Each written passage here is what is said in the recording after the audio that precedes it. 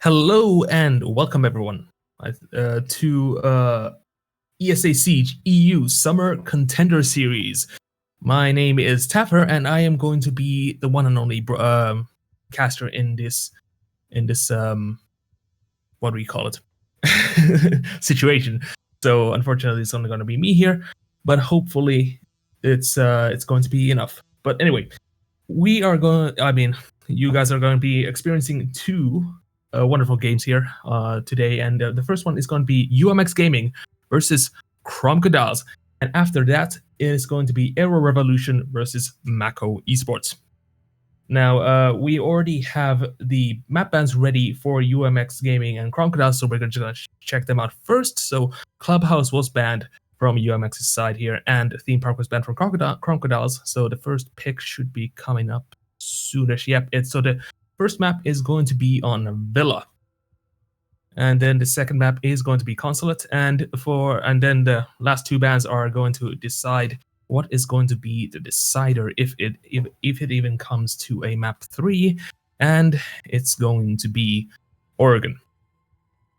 And are the sides also going to be shown? I am not sure here, but what I can say on Villa is that Crocodiles is going to be attacking first, and then on overtime it's going to be UMX Gaming attacking first.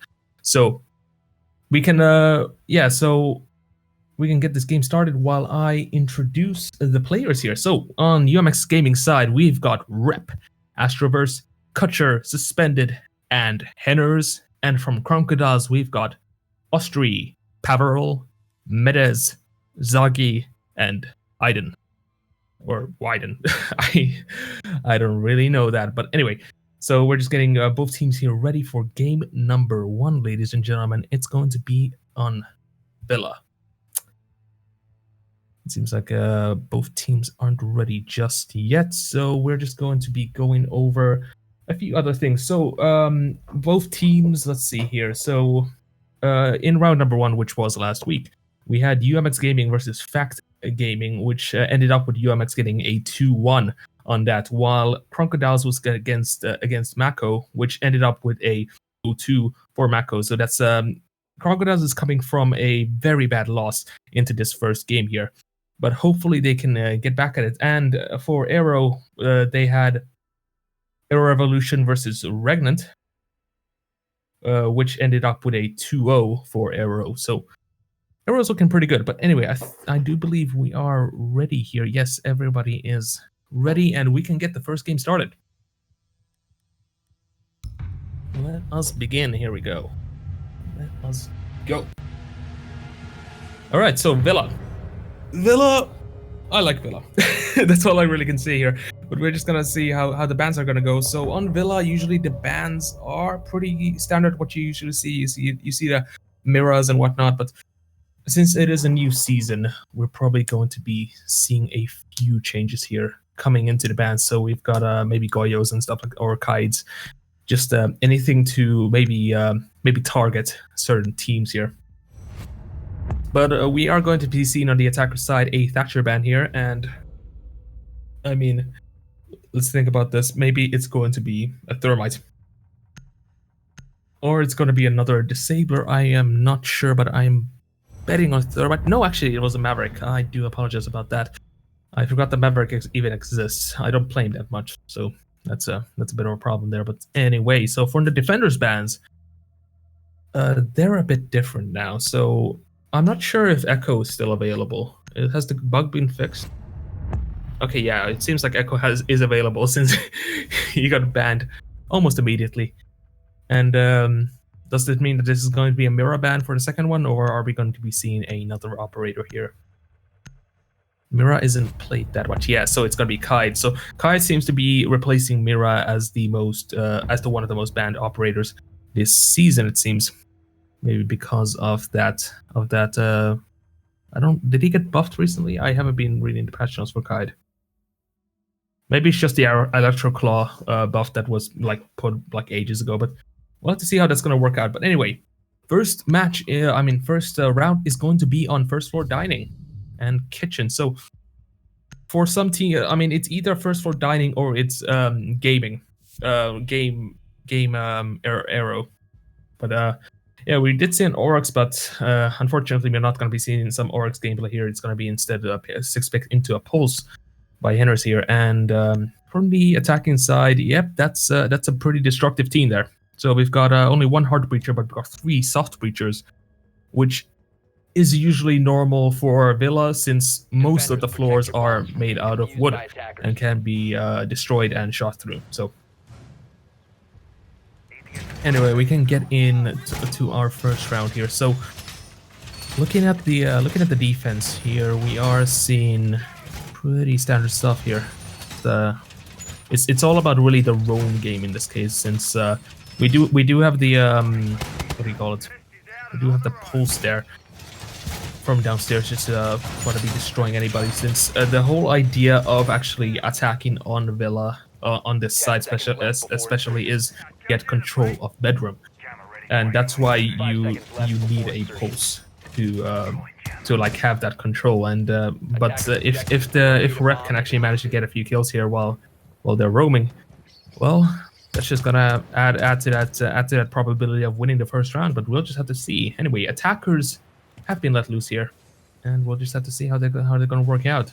Lucky already rushing into toilets there, trying to find any picks here. Just maybe just a little bit of a rush here. Ooh, maybe something's gonna happen here. I'm not sure though. Trying to find some kind of thing to shoot at, but nothing's really happening. Haverall though also inside, so this is a very effective and fast push right now. They just need one kind of pick to start like rushing the side and probably like gaining that advantage. But right now it's not going to be working. But Jeffa's going to find some feet here, and that is the feet of Kutcher currently. So Kutcher is currently being tracked. That was the last ping there, and ooh, posted the shotgun a bit too late there. Haverall gets the kill and gets a second kill onto Henners, and that's already a 3 versus 5. For Crocodiles, but never mind. Here comes Suspended and Rep just trying to even it out, but it doesn't seem to be matter, since Zagi and Austri are going to get the other 2 members here and just leaving Rep all alone to manage this 1 versus 3. Can Rep pull it off? I'm not sure. And ooh, he gets 1 kill. Can he get another one? He has enough health for this. Teaser is being played by Wyden, and Rep only needs to just somehow get this kill. He has to push in. It has to be very risky, and Rep gets 1 more kill. Doesn't get Austri in the end, and that's unfortunate. It's gonna be round number 1 for Crocodiles. Very well done.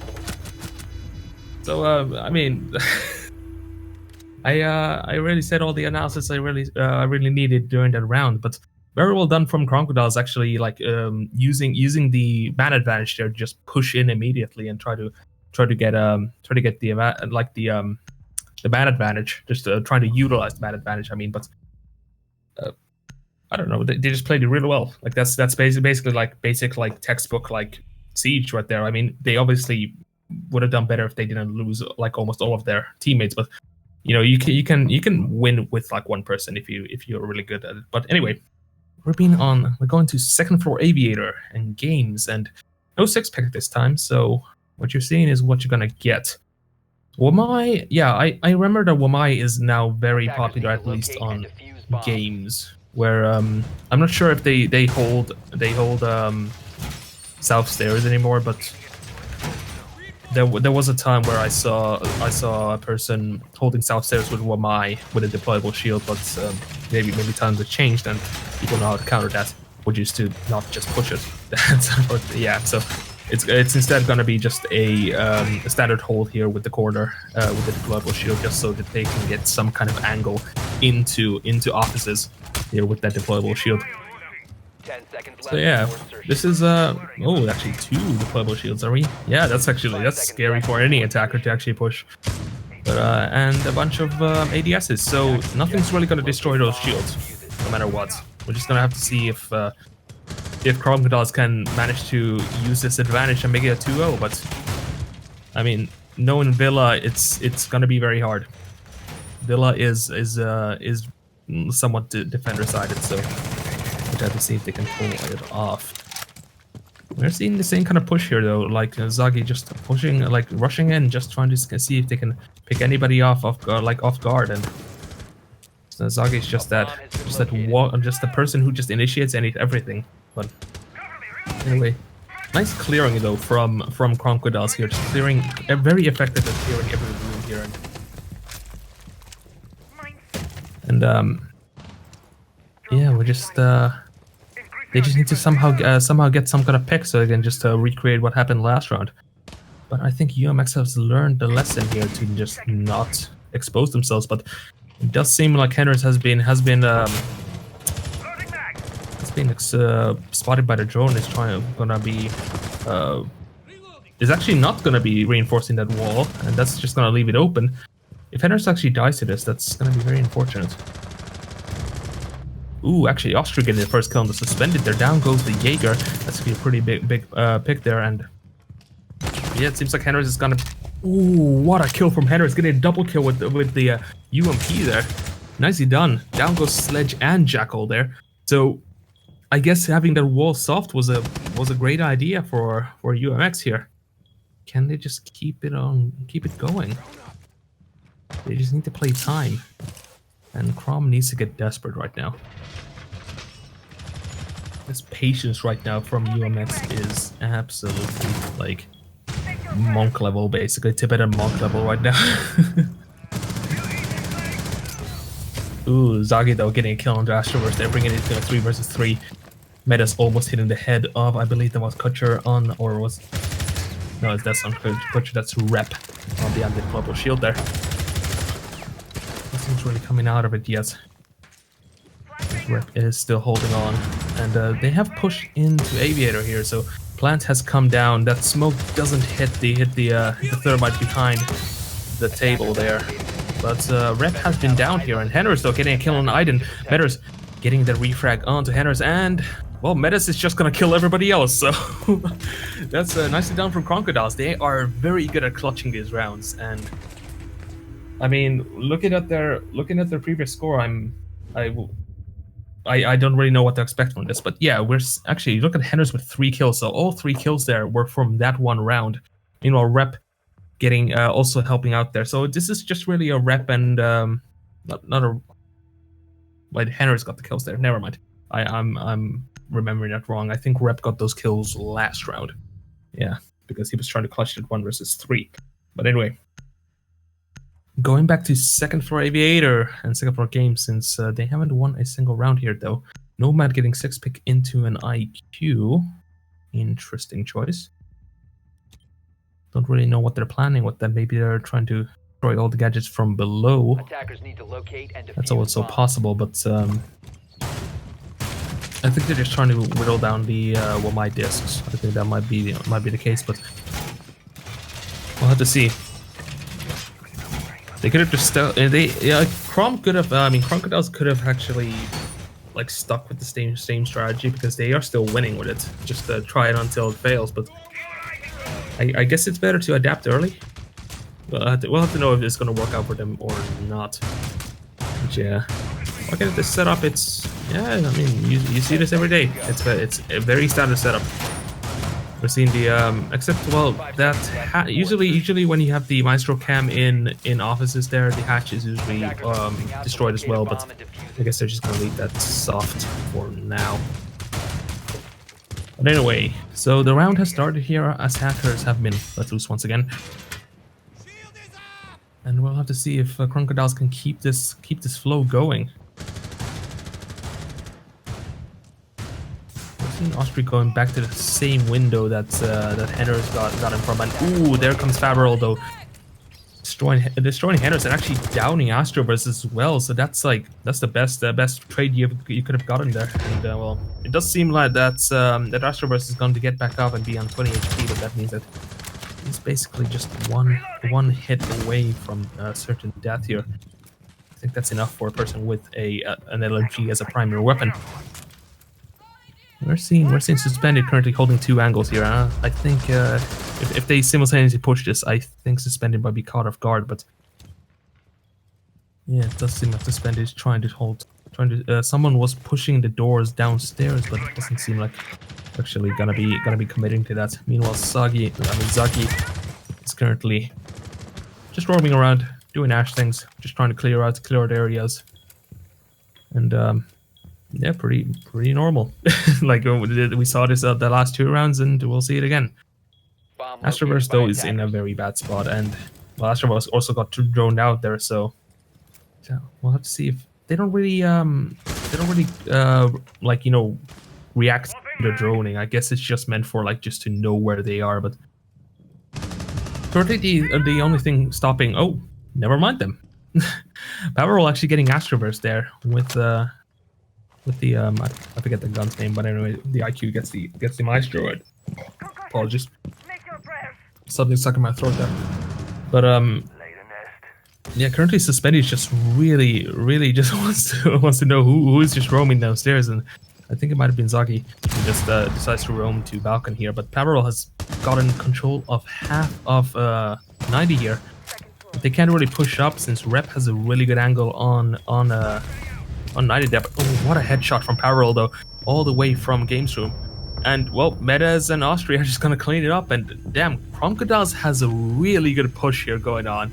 That was also a flawless round, so well done from them, and ooh, what a reaction there. Nicely done, Sledge.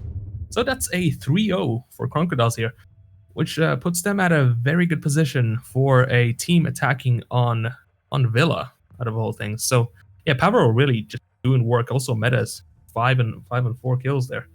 So I mean, yeah, and that's why they don't seem to be changing their roster up that much. They're just gonna stick with it until it fails. But right now, what UMX needs is that one win to just stop the flow of Crocodiles. And I'm not sure if they're gonna.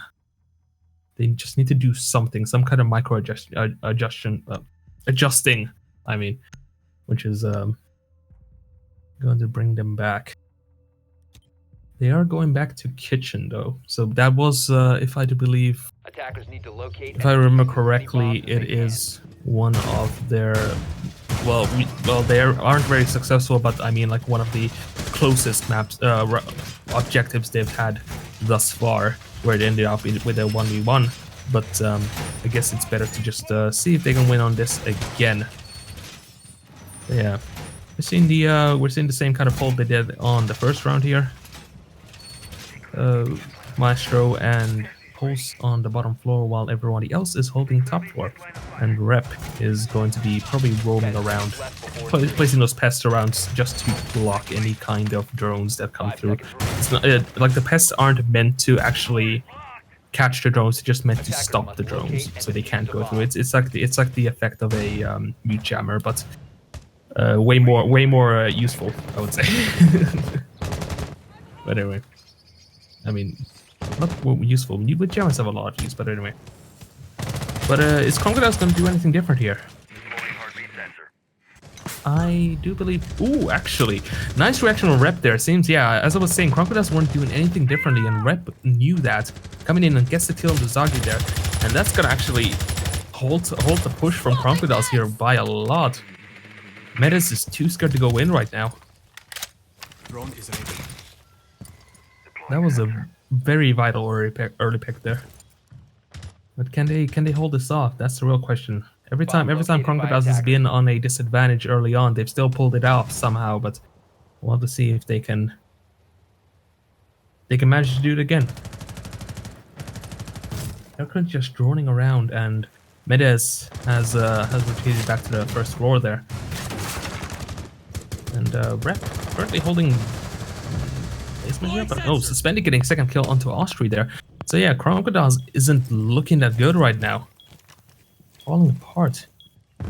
But they do have still Powerroll and Medes on alive, so the two fraggers of the team here.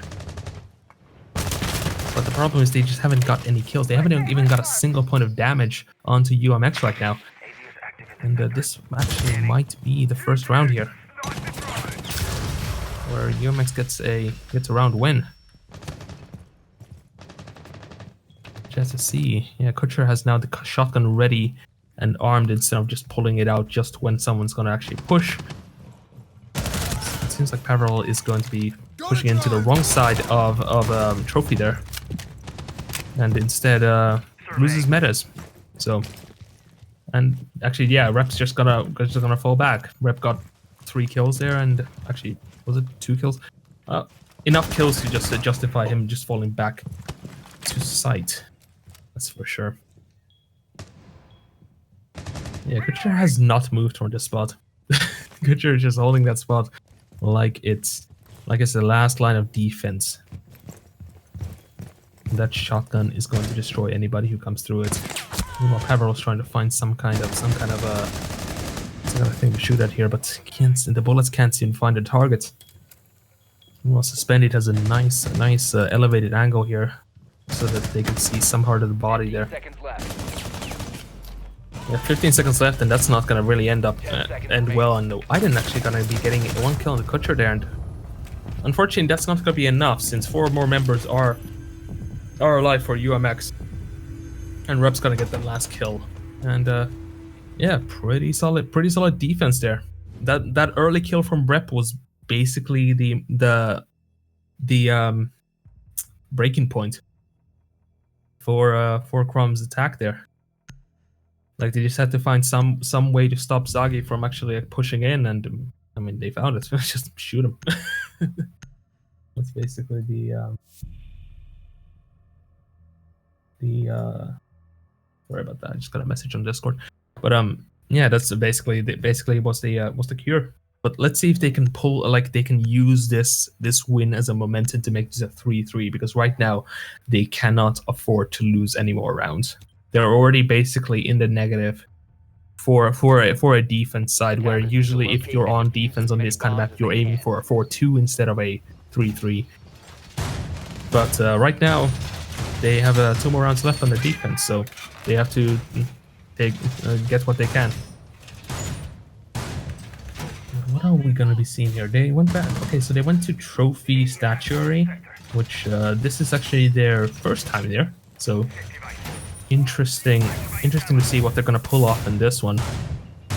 The setup here seems pretty yeah, it's a little gadget style, that's for sure. We've got the Master, we've got the Mute, we've got the Bandit. So that's usually why people ban, like, the reason why Kite was banned and Bandit wasn't is Kite's gadget has can shock more walls than Bandit's. So that's usually why. And also when it comes to bedroom wall there, it's usually Kite can shock the entire thing with one charge. But yeah, we're gonna be seeing Zagi just roaming into basement here, just using two hits there just to crawl in, so nobody can hear the sound cue of the entire barricade breaking. But yeah, Paverol pushing into a very dangerous spot there, where Rep is already waiting. Actually, what? Yep. Oh, yep. Oh, but Paverol is ready. For that. And Rep goes down. Probably got droned out there. And Headers, though, getting Zagi there. And well, Suspended being very aggressive here. Suspended actually pulled this off. Reload here. Paverol, though, is low on health here, but Suspended is getting a pinch here a bit. But Paverol actually getting Suspended in the end, when Suspended has to fall back into the hallway there. But this puts them at a 3 versus 4, and that's not looking good. And okay, if those bullet holes are gonna work, I'm gonna be very surprised. That was a very quick setup, and ooh, that looked a bit interesting. that almost looked at the head, hit the head, but never mind. Henry is going to get the kill on Paverol. But oh yeah, no, actually, it was a kill. Actually, they traded, so Astroverse did die to Paverol there in the end. It just they got down at the same time, so I didn't notice the kill feed. But anyway, this puts them at a 2 versus 3. Kutcher and Henry, can they pull this off? Maybe, but it's a very hard maybe. Knowing Crocodiles, they're if they find some kind of gap between this defense, they're gonna like abuse the hell out of it. Yeah, exothermic charges have been used on the bedroom walls there. Ooh, what a kill from Mastery there. Seeing a pixel of the head on Headers, and well, it's all up to Kutcher now to finish this off. And I don't know. He can pull this off, I believe. I'm gonna believe this time. You know, always root for the underdog. So, diffuser has been planted. 36 seconds, and yeah. All right. I didn't get a kill on the Kutcher there in the end. And yeah, that puts him at a 1-4. So this UMX is at a very, very bad spot right now for a team on defense. I don't... Wait, which team chose this again? Was it... let me double check that. Just double check which team.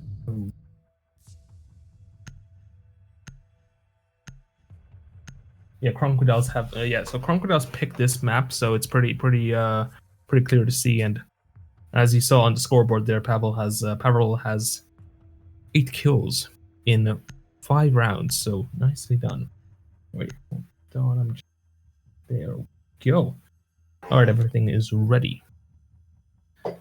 So yeah, so Villa is Crocodile's map choice. So that score isn't that surprising, but still, Villa is very popular when it comes to these kind of leagues. So I wouldn't be surprised if UMX had some kind of strategy for this, but it doesn't. It seems like Crocodiles is out strategizing them currently. So we'll have to see if UMX can bring it back on their attack side. But anyway, they have one more chance to somewhat even this up, make it a 2-4, or Crocodiles can basically have a massive lead on their defense with a 1-5. It's all really gonna be decided here on the next round. Looking at the setup, I mean the operator picks here, nothing has really changed. It's Crocodiles haven't changed their picks since the beginning, I believe. Or maybe the IQ came in later, I'm not sure. But UMX have been it really depends on which side they're holding up. UMX has the same operator lineup for their respective sides. But anyway, Meta is roaming in for Pavel. Can Pavel actually use this advantage to get the kill here? And yep, that does seem to be the case. Pavel is gonna get rep, and Zagi is actually gonna get headers. Pavel is not out of the game yet, so that's actually, and yeah, they're getting picked up currently. And yep, so Crom didn't lose any people yet. Is Sven gonna jump out? No, that would be a foolish thing to do. Oh, never mind. He's gonna try it. Immediately dies. So I guess my prediction was true there, and Caster's Curse strikes once again. So anyway, it's a 1 versus 5 here for Kutcher, and yep, and Crocodiles is going to finish their attack sided game here with a flawless and making it a 1-5 on their defense. So, ladies and gentlemen, we're probably going to be seeing a very short game. It all really depends on how UMX is comfortable on attacking on these kind of maps. So, let's see if they can pull this off. They do have an Hibana instead of a Thermite. So that's a it's really personal preference when it comes to hard breaches. Oh, actually, is Iana gonna be picked or is it gonna be 6 picked? I'm interested. I mean I want to see Iana being played, so I might be surprised, but it might be 6 pick. 6 pick. Oh, and actually he's got locked in, so interesting choice here. So yeah, we are seeing a castle being 6 picked into a pulse, and they're gonna be sticking to 2nd floor aviator. So as one team started on kitchen, the other one will start on games. But anyway, this is my first time actually seeing Iana in this kind of league, so I'm very interested to see what they're gonna do. What are we going to see here? How does Crocodiles defend? I haven't seen them defend before, so I'm pretty interested to see how this is gonna work out. I mean, very gadget heavy, that's for sure. You've got 2 denials, a smoke, a maestro, and I mean a pulse. 10 seconds to insertion. But the Kutcher is currently getting IQ, so 5 seconds to go. all of those gadgets can be seen through the wall. Pulse's heartbeat scanner included. So anyway, first attack round from UMX here with an Iana. I'm just very interested about the Iana. I just want to see that Iana being played. But knowing a lot of like niche picks, they usually get killed off early, but let's just hope this is not the case. Yeah, just gonna take their time, just drone in. Yeah, like here we see actually the difference between UMX and Crocodiles, where Crocodiles is a very aggressive team when it comes to pushing, while UMX really takes their time with droning. I mean, they have one person in the building, but everybody else is outside, while Crocodiles usually has 3. Attackers have located a bomb. So interesting difference here to see, and we'll just have to see if that's gonna affect the defense as well from Crocodiles. But did Zagi see was he suspended there? I'm interested. I'm very interested to see if that's the case. Yeah, Austria though is currently below in the hallway. Probably going to be going for Astro Stairs if needed, but here comes one C4, not going to be hitting anybody. That's very unfortunate. I think, was that the only C4 they had? Yes, that was. So no C4s available yet, but they haven't lost any members yet. And also no damage has been done to either side. They're just waiting. Like neither team is actually going to take the leap here. They just want the other person to push in, and I believe that was a red dot I saw, so I haven't seen that on a Maestro gun, out of all things, so it's very interesting. But yeah, Henry's drone has been used, and well, they know where Pulse is, that's for sure. But ooh, you looked away at the wrong time. That's the curse of Siege right there. You aim at it, you hold an angle for too long, you look away for 1 second, and then you get shot by the person who was at the angle. So that's pretty normal when it comes to these kind of games. But yeah, that's very unfortunate. Down goes Diana. So as I expected, it's I don't get to see good stuff going on with new operators, but. Though, seen ahead of, I believe that might have been Astroverse. Yeah, that was Astroverse at the balcony there. But the plant is already going down here. Kutcher actually getting a successful plant there, but Medes gonna get Kutcher in the end. But Rep getting Medes and Astroverse getting Zagi, and that's gonna be a 3 versus 3 here. But Rep and Astroverse are currently super low in health. Widen. Oh, okay, they're all dead. Yeah, Austria getting the first kill, then comes Widen and then Powerroll. So nicely done from Crom. Just I don't know how they do it. It's just they're just very effective in just clutching, and it's beautiful. It's so beautiful. And maybe it's a direct like counter to a certain kind of team like UMX, but we'll have to see if map 2 is going to be any different. But this is currently 1-6, and it's going to put Crom at match point here.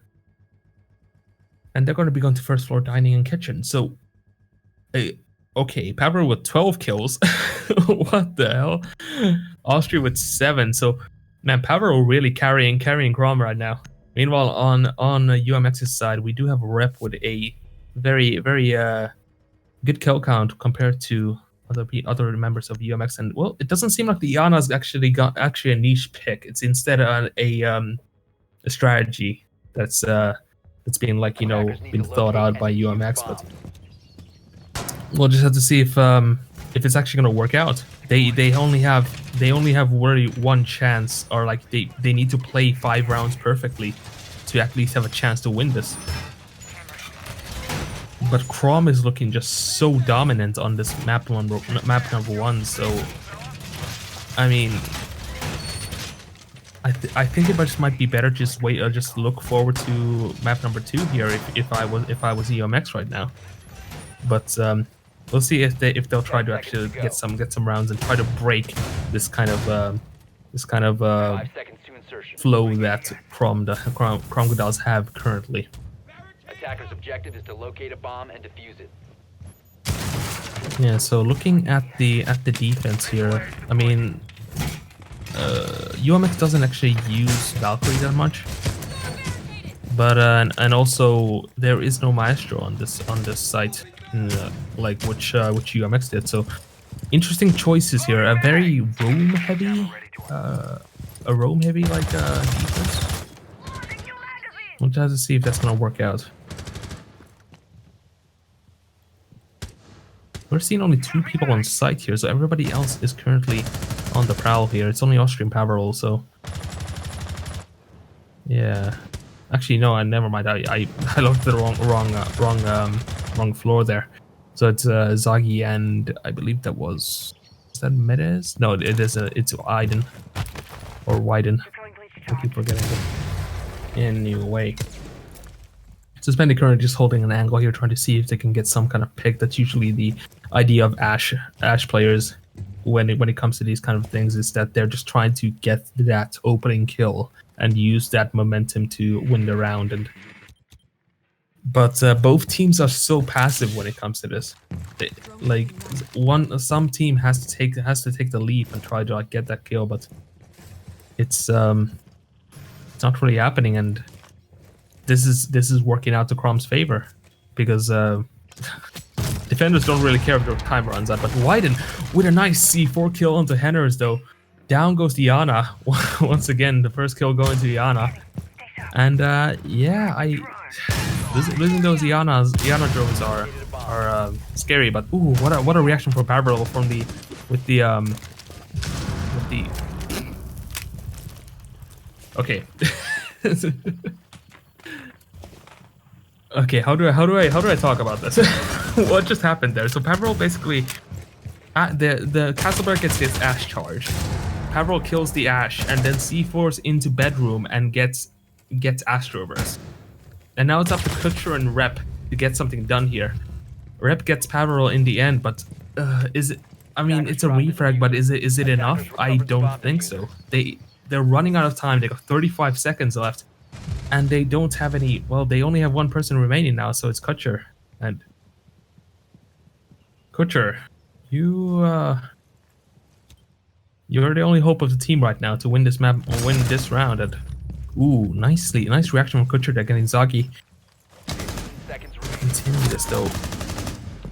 Sees Medes there. Doesn't seem to get any kills, and ooh, has to run into side. And Crompotas is going to win map number 1. With a dominant 1-7.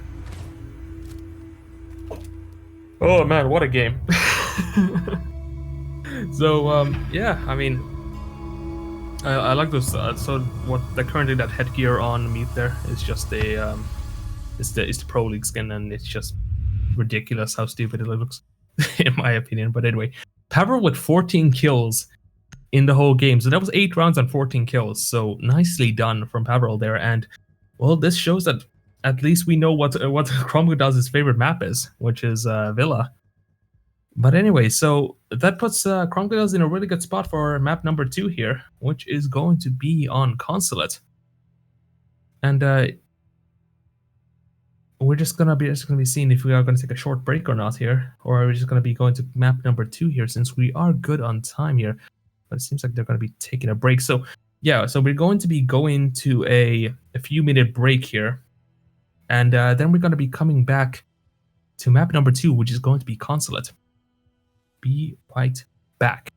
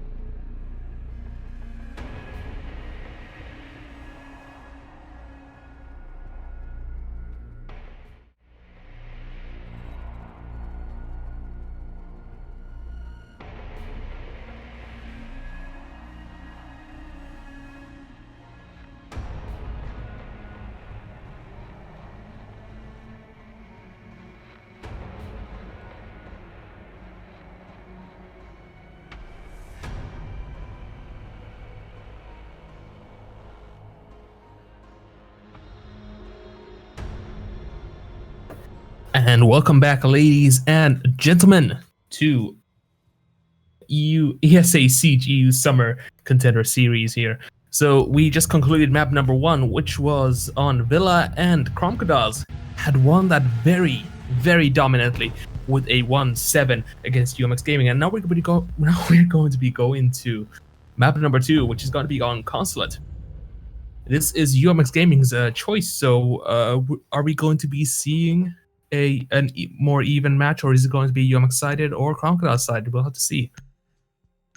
What's for sure is Crocodile's way of attacking has been thus far very, very effective. But anyway, we are seeing a Thatcher ban, so hold on a second. God, there's something stuck in my throat all the time. There we go. Anyway, so yeah, Thatcher Maverick.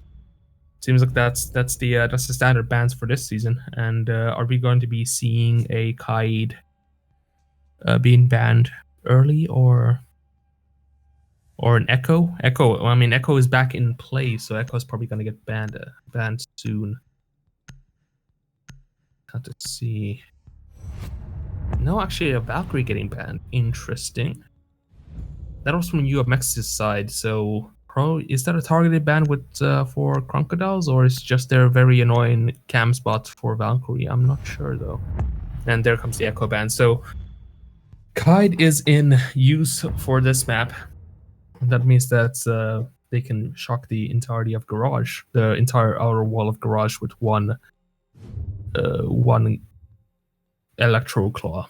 So anyway, we're going to be going to second floor console and meeting for the first one here.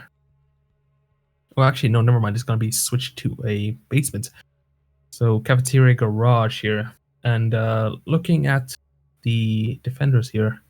Yeah, we are seeing a Montagne. Interesting. And a Kaid's getting obviously being played since we are going to garage. But I wonder if that Montagne is going to be locked in.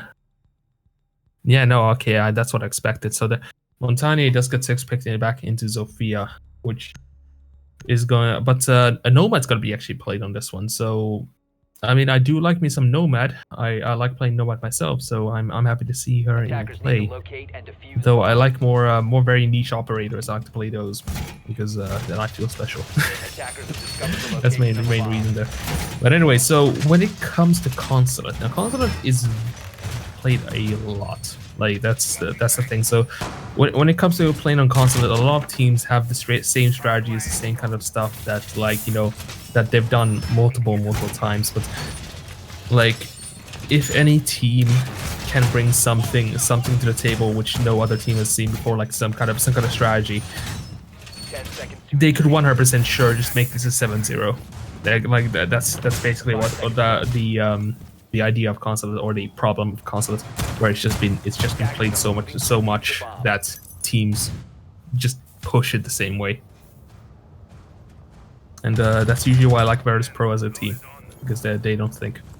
But anyway, ooh, it's been like hours. Oh yeah, I forgot to mention, they from Crocodile's side, they switched off one of their players, and now ours is going to be subbing in for that player. So they currently have 3 substitutes, and this is one of them.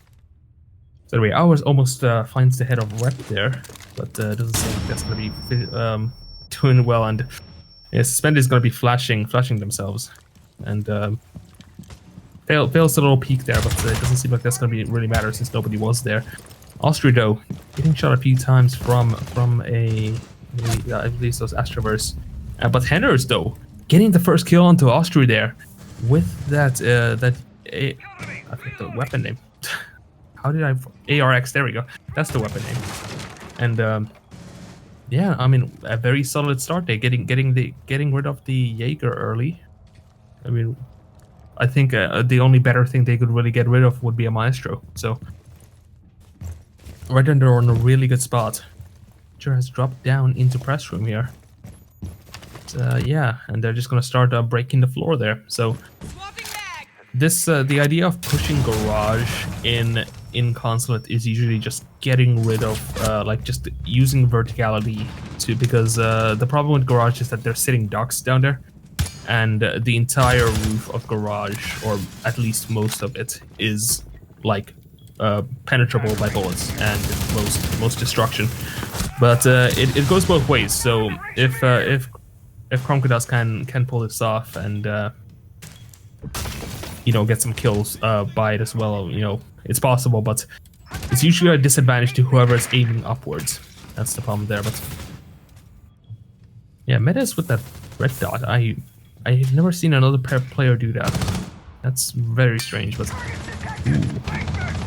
Spendy almost finds someone there, but Rep is going to get a kill on Metters, and Zagi is going to get the first kill for Crocodiles here onto Henners, and that's a 2 versus 4 and make it a 1 versus 4, where Zagi is going to be the last one standing here. They haven't started planting yet. Well, actually, never mind. Astroverse is going to be planting on default here, which is right in front of the white van in the garage, and Rep's just gonna get that last headshot onto Zagi, and well, this is clearly looking like UMX's map. But we can't really call it yet. But we can't really call it yet, but from what I've seen, they look way more confident on this map. That's what I really wanted to say. I just like contradicting myself very early on, like in the start of my sentence. But anyway. There we go. So yeah, they're going back to basement here. And is there going to be any changes to their lineup? Yeah, it looks like there's gonna be a few. So we got a Pulse and a Mozzie this time on Crocodile's side, and is that gonna mean that they're gonna have a more roam heavy, because they need someone to hold the area of piano and the front entrance, because just denying that verticality right there is basically crucial at this point, and it does seem like they're just gonna be sticking with those. So I guess it works. But we'll have to see if these changes are going to be the key to winning this round. Or will UMX just be keeping this flow going and make this a 2-0? We'll have to see. What I'm seeing is a lot more reinforcements on the top floor there, though. So I guess we're seeing more I would say roamy defense here, where someone's gonna be holding from bathroom, like toilets and stuff like that. But I want to see if Crocodiles can pull this off. So timer is up, attackers have been let loose, and are we going to be seeing a recreation of last round? We'll have to see. We're seeing them pushing into admin though first, so yeah. Usually when it comes to consulates, taking control of admin is crucial in this case, because it is one of the biggest rooms in the whole map, and it's also a way to just stop any rotations coming from the, which side is it? the east side of the map. So yeah, the top floor clear here from UMX is very how would I say it? Confident? Yeah, I would say it's very confident. Push there, so they're not even afraid to just clear out very hastily, just look around and then just go in. And I mean if it works, it works. That's the basic point. Like, why waste time when you're on a timer and the other team doesn't need to worry about it? That's the problem there. The defense here, ooh.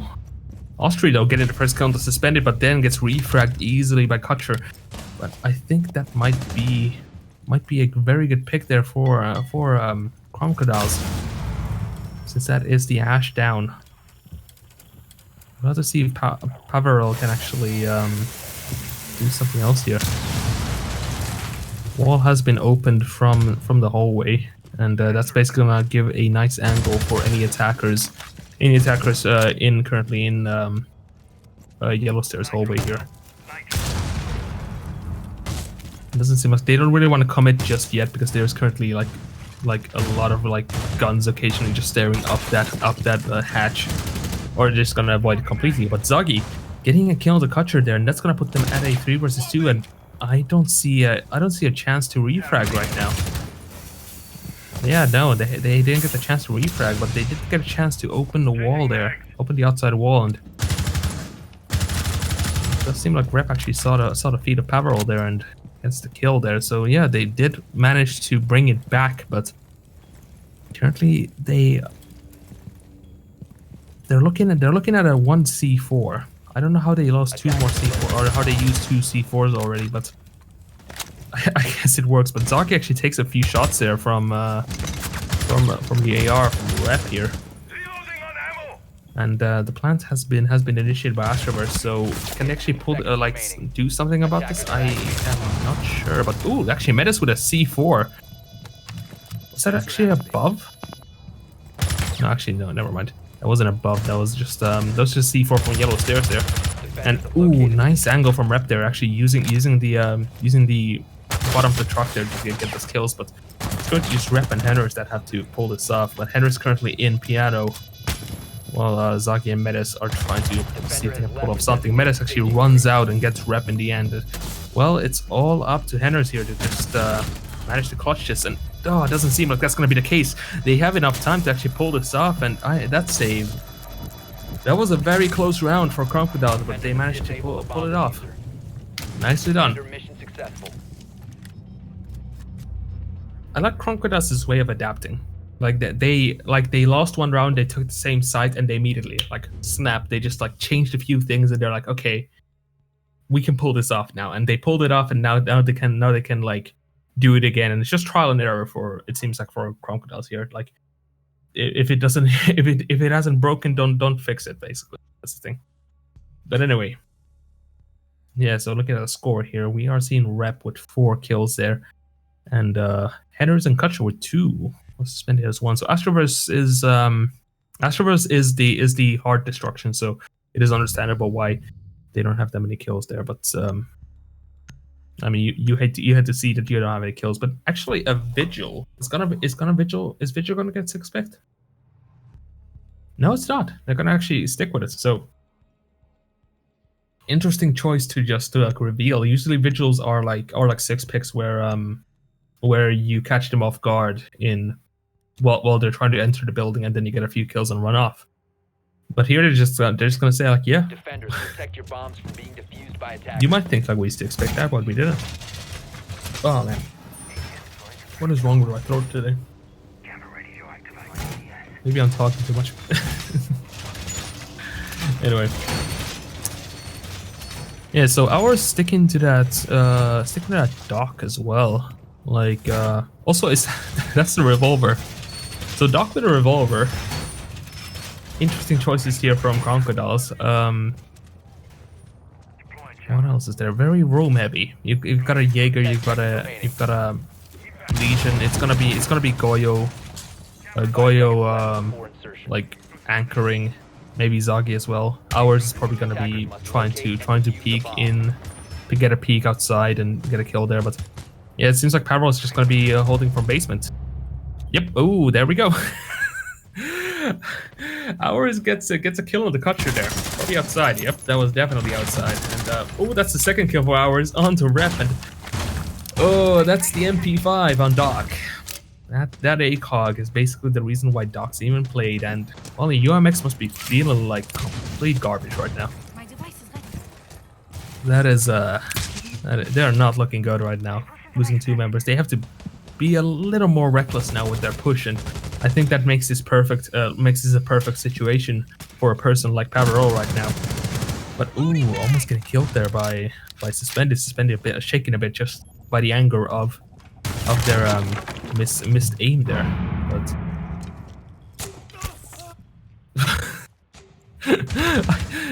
they opened up the hash to heal him. Oh, that's amazing. Oh man, Crocodiles is an interesting team, but Suspended getting a double kill there onto Austrian Hours, but Medes is just gonna refrag onto Suspended, and that's gonna make it a 2 versus 3 though. They're still have the advantage here, but they only have 1 person currently holding the site, and I think they're just gonna use this to their advantage here. They need to do something. Oh, Zagi though getting Henry there, and it's all up to Astroverse now to finish this off. And yeah, I mean, If I was Astroverse right now, I would just hold an angle and just talk it out, because they are what they need right now is some kind of like timeout. But it doesn't seem like that's going to be the case. Parallel is going to get the kill onto Astroverse, and Parallel actually never left basement. So I mean, the closest they were to leaving basement was going up spiral, but then they went back down, and I mean that was that was a really solid round from Crocodiles.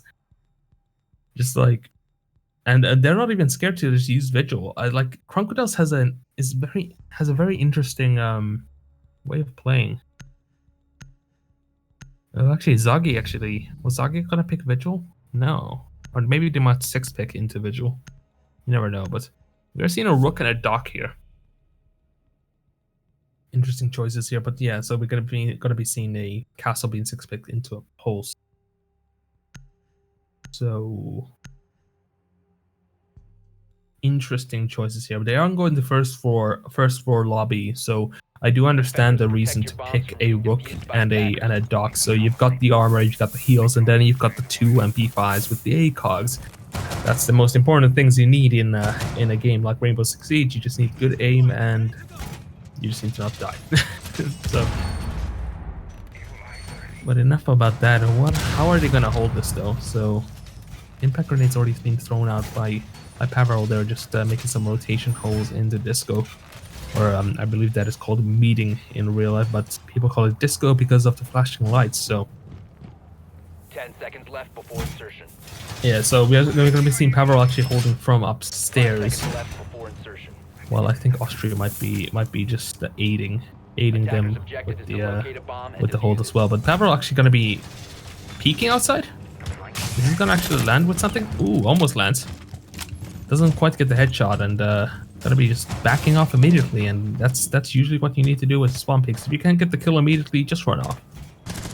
It's not worth it. That's what I would say. You will most likely die if you keep peeking that. So, but this actually it makes a very good start from UMX at least, dodging all those all the spawn peeking there. So. But how are they gonna push this though? That's the real question. They have opened up garage, and Rep's holding main door here. They just need to do something to get through this. But right now, what they don't need is someone dying like early to a rover. Actually, what they needed was exactly that. Suspended getting 2 kills onto Austria and Metas, getting down though in the end by Pavarel coming from Spiral. But the damage has already been done. That's a Jaeger and a Maestro out of the game. And I think this is the best start they could actually ask for. Like, Ash's job is done. Rep getting a kill onto Pavarel. That's a really big pick. And well, it's up to Zagi and ours. Ours is actually gonna be running out here. What the? How did that work? Gets a kill with the hipfire before aiming down. And meanwhile, Zaki actually gets a kill onto Astroverse and brings it to a 1 versus 2. Zaki can probably pull this off here. Is it enough? They do have control of A side currently, but the diffuser is isn't on any person right now. Oof. Aims the body like the aim was a bit off there. Like if it was just a little bit higher, it would have actually got the head, and I think Rep would have died to that, and it would have increased the chances of Jagi's chances of winning. But nicely done anyway. A nice try anyway from Jagi there. But in the end, UMX does win the round and brings it a 2-2. So they're not out of this yet. They want to get those 3 points right now, and really just get back at Crocodiles here for map number 1. No changes to the roster here on. Oh, actually, never mind. It was the same, except they 6-picked into a pulse here. Meanwhile, on the scoreboard, we do have Rep just representing UMX there with those 7 kills, and that is the current kill MVP right now. So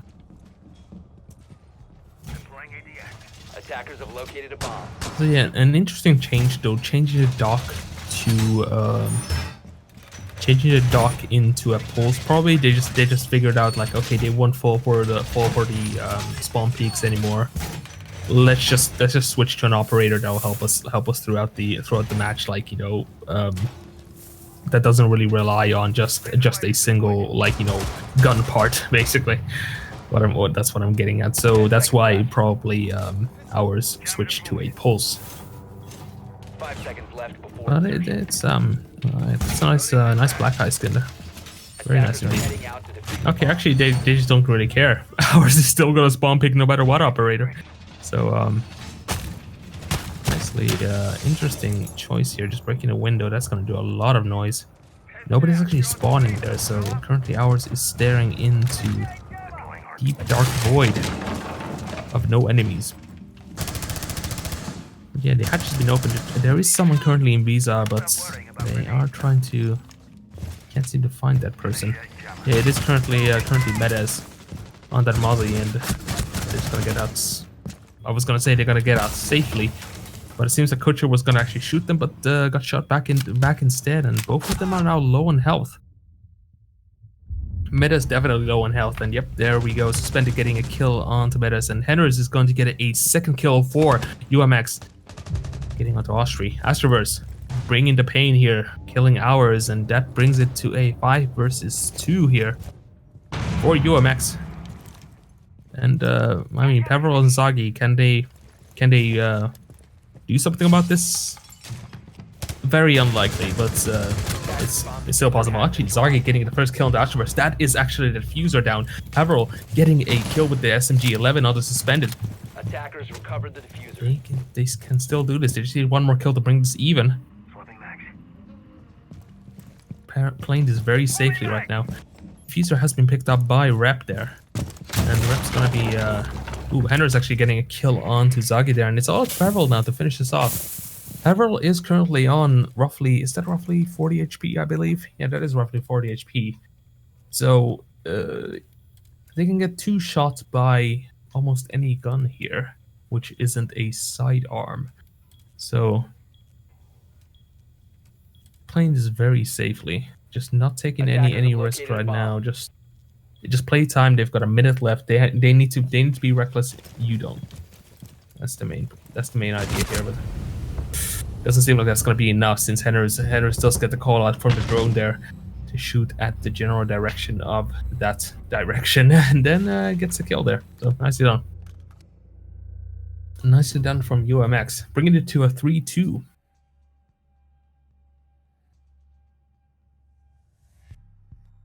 There we go. So we're actually seeing a Legion. Interesting.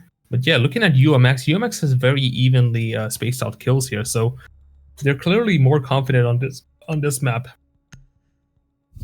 Whereas Crom is still doing well, but it seems like they're just because they have to like they have to switch around a bit and stuff like that. They just need to adapt to this very aggressive kind of attack. But currently they just need to make this a 3-3 to make this somewhat worth it.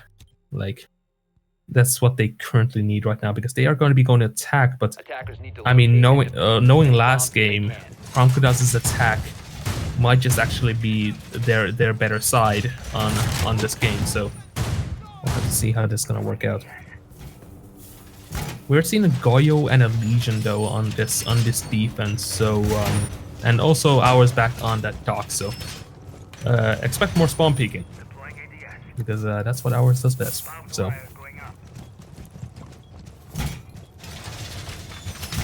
Yeah, I'm interested to see where those Goyo shields are going to be actually placed. And one was already placed in the hallway there, or whatever reception desk that is. 5 seconds left before insertion. The other one seems to be placed near the south stairs there, or southeast stairs. But what is Paparol doing here? We're seeing a spawn peak again. Worse than north, but it doesn't seem like anyone's actually spawning there. Or if they are, they just took a very long way around, and ours has basically got a no one, and I think that's what UMX really wants. They just want to waste a Doc's time just spawn peeking because it's not really worth it. But currently, if Doc decided to spawn peek again, I think Doc would get a easy kill here. Or if Doc decided to peek again, but currently it's just an interesting holdout here. Hours got the kill here though. Currently getting peeked by Rep here. Is Rep gonna take the risk? Oop, there we go. And yep, very unfortunate from Rep there. Getting shot by Hours in the end. But actually, Hours doesn't lose a single point of health of that, so that was a very one-sided peek there. But Suspended refragging onto Hours, bringing it to a 4-4. Pavarel though getting downed by Enners. That ARX really doing work there. Meanwhile, Meta's getting a nice C4 kill. Suspended, and they still do have one more C4 on the table here, so Austria's just prepping for that by blowing out the wall from above here. Henders has already pushed into yellow stairs, so, and meanwhile Kutcher's just waiting for some kind of cue right now. Push into or do something with those windows, but it doesn't seem like that's not the case. Zagage actually drops down, probably going to be rotating to yellow stairs here. Meanwhile, Henders has already pushed into private bathroom here. Trying to see if they can get metas right now, but Austri getting Austri C4 and Henders there. Down goes the Nomad, and that's actually that's interesting. Austri also getting Kutcher, and well, Astroverse is the only one left. These three members of Crocodiles have single-handedly dismantled the entire team of UMX without actually losing a single bit of HP. So nicely done, I think. That's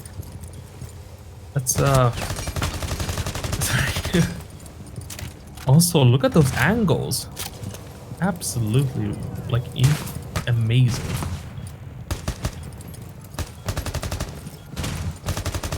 Yeah, Astroverse seems to be in a bit of a pickle right now.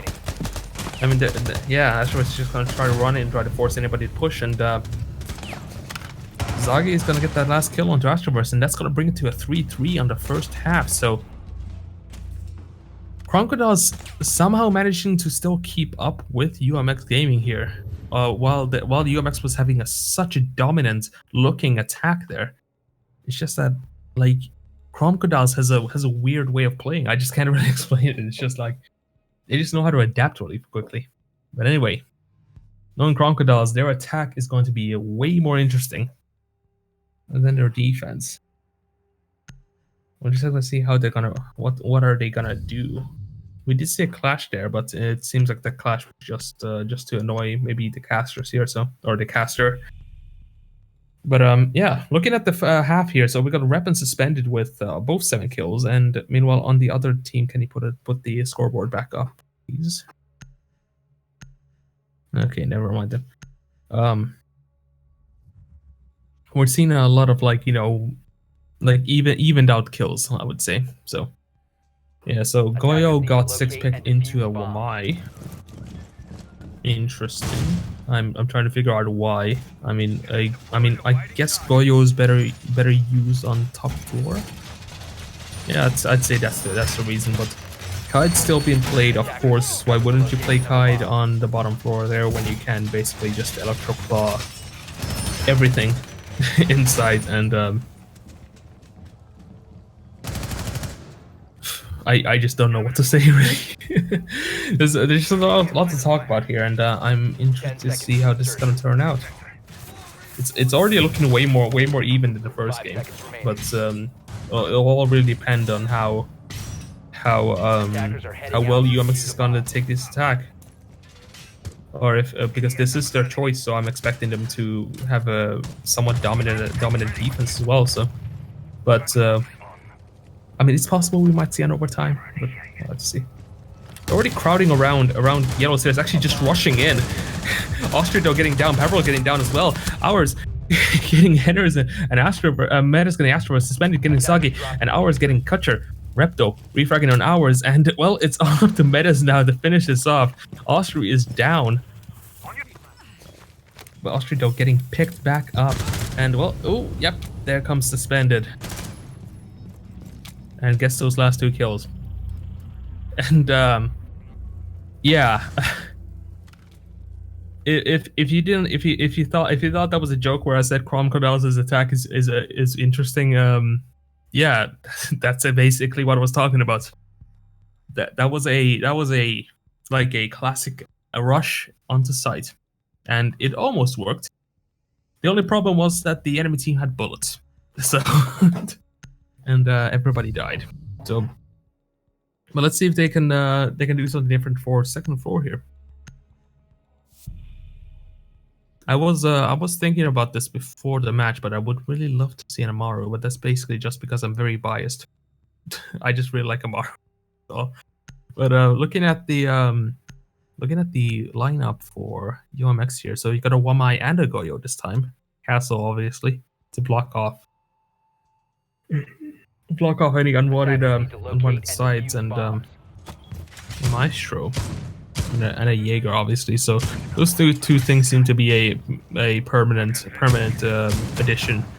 While on Cromcodils, it seems like they just really change 1 or 2. It seems like. I mean, obviously Sledge and Zofia. I mean, I'm surprised that Ash isn't being played, but that's probably because the person who played Ash in the last game got switched out for hours. So. Who was it? Double check here. It was oh, it was Wyden. Yeah, Wyden didn't play Ash. It was Zagi. Yeah, Zagi was the one who played Ash. So I'm interested. To see how this is gonna be a bit different. But how are they gonna pull this off? That's all I'm really thinking about right now. Austria's already running like grappling up to the window, trying to get some kills there. Well, they are also setting up the front door for any kind of runouts, just in case. Meanwhile, UMX is still prepping site. So if anybody just rushed in, they would probably just get a few easy kills before dying. It doesn't seem like that's gonna be the case. Haverl though getting the first kill Suspended, and down goes the Jaeger. That's a really big kill, especially since they have 10 kills on the board. So. I'm still very surprised about the kill, but Rep is going to get that refrag onto Paverol, but I think the damage was already done. Down goes the Jaeger. What else we're seeing is yeah, we're seeing the walls being opened there. It did get impact tricked, so unfortunately those holes aren't going to be open just yet. But we are seeing a nice push onto site here, though. A very solid push. They've already taken control of half of the upper floor here. They just need to get 1 or 2 kills to just like give a reason to like rush in. And currently there's only 1 person holding beating right now. And it's a very annoying Wamai, and that's currently why they can't really do anything. But Metters getting the kill onto Henners there. But Astroverse is going to start refragging onto Austria, and yeah, it's back to a 3 versus 3. So Crocodiles aren't really you can't seem to get a good lead right now. They have the life advantage, but they can't seem to like, they always get refragged when it comes to it. But Rep getting a nice kill onto ours there. Down goes the diffuser. And it's all up to Medes and Zagi to finish this off, if they really can. It's gonna rush in though. Ooh, getting a little bit spooked there. You okay there, Zagi? Reloading! I do understand why the Maestro is very scary, but Medes is just gonna rush in there. And ooh, Rep with a nice headshot with Zagi. And Rep's really been just doing work right now on this defense. And well, it's all up to Medes now to finish this off, and I'm not really seeing it right now. There's only 8 seconds left. Medes getting 1 kill there. Can they get a second one? No, they cannot. Rep getting that last kill onto Medes, and I think that was a triple or a quadra. I didn't count. I can't count. Never learned how to count. I'm just kidding. Anyway. I mean, just like that was so well played for a UMX, where the problem with like the Crom has a very aggressive type of push, but the problem that Crom has is that if you manage to refrag without them like getting the absolute like so yeah, as you can see, Rep and Suspended are currently just like dominating right now on their side. But yeah, so if Crom pushes and you manage to get the refrag and they can't like somehow use that to their advantage and overrun you, they kind of like just fall apart. It's like they need those few kills to start the rush, and then it's basically game over. But right now UMX is just taking their sweet time, taking those refrags, getting one kill if they feel like it's not there's no risk involved with this. And I mean it's very interesting to see how well this is going. They're already 5-3, so UMX is looking way better right now than on the last map. But I wouldn't be surprised if Crocodiles is gonna get a bit desperate here and get a few rounds in, because knowing them, they don't want to leave this at a 3 points. Probably, they're at least gonna aim for an overtime. Attackers are moving to defuse a bomb. Anyway, defense is done. A very open defense for a site like Lobby. Okay. Jeez. They just reinforce the only parts that really matter, which is the northern side of bathrooms. And Austria dog getting the opening kill on the Kutcher there. Down goes the smoke, and that's actually a pretty big pick when it comes to operator gadgets usage. So you don't really want to lose a smoke early. Right now they just want to really just get into the site right now. Admin is already clear, so they just can roll around over there, and it seems like they're just gonna use the admin to just get in here. So they still have time on their hands. They just need to very slowly push in, get those kills. They have the man advantage right now. The only problem is Astroverse has a thing called an LMG, which doesn't really care about man advantage.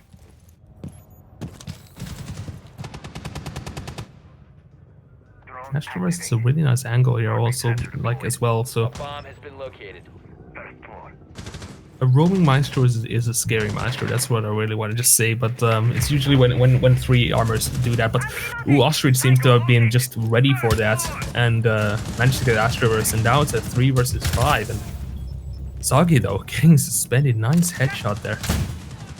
Flex. So this is looking very bad for Crocodiles. That C4 actually getting shot mid-air, I believe. That almost looked like it got shot mid-air, and yeah, it's all up to Rep now to somehow manage to clutch this. If it's anyone who can clutch it, it's probably Rep, so it's gonna be interesting to see how this is gonna go. Rep actually getting 1 kill on the Pavarel from upstairs, but now he's been revealed. He only has maybe 13 more seconds to actually get in on this side, but yeah, it doesn't seem like that's going to be working out. Medes is going to get the last kill onto Rep, and that's going to make it a 5-4.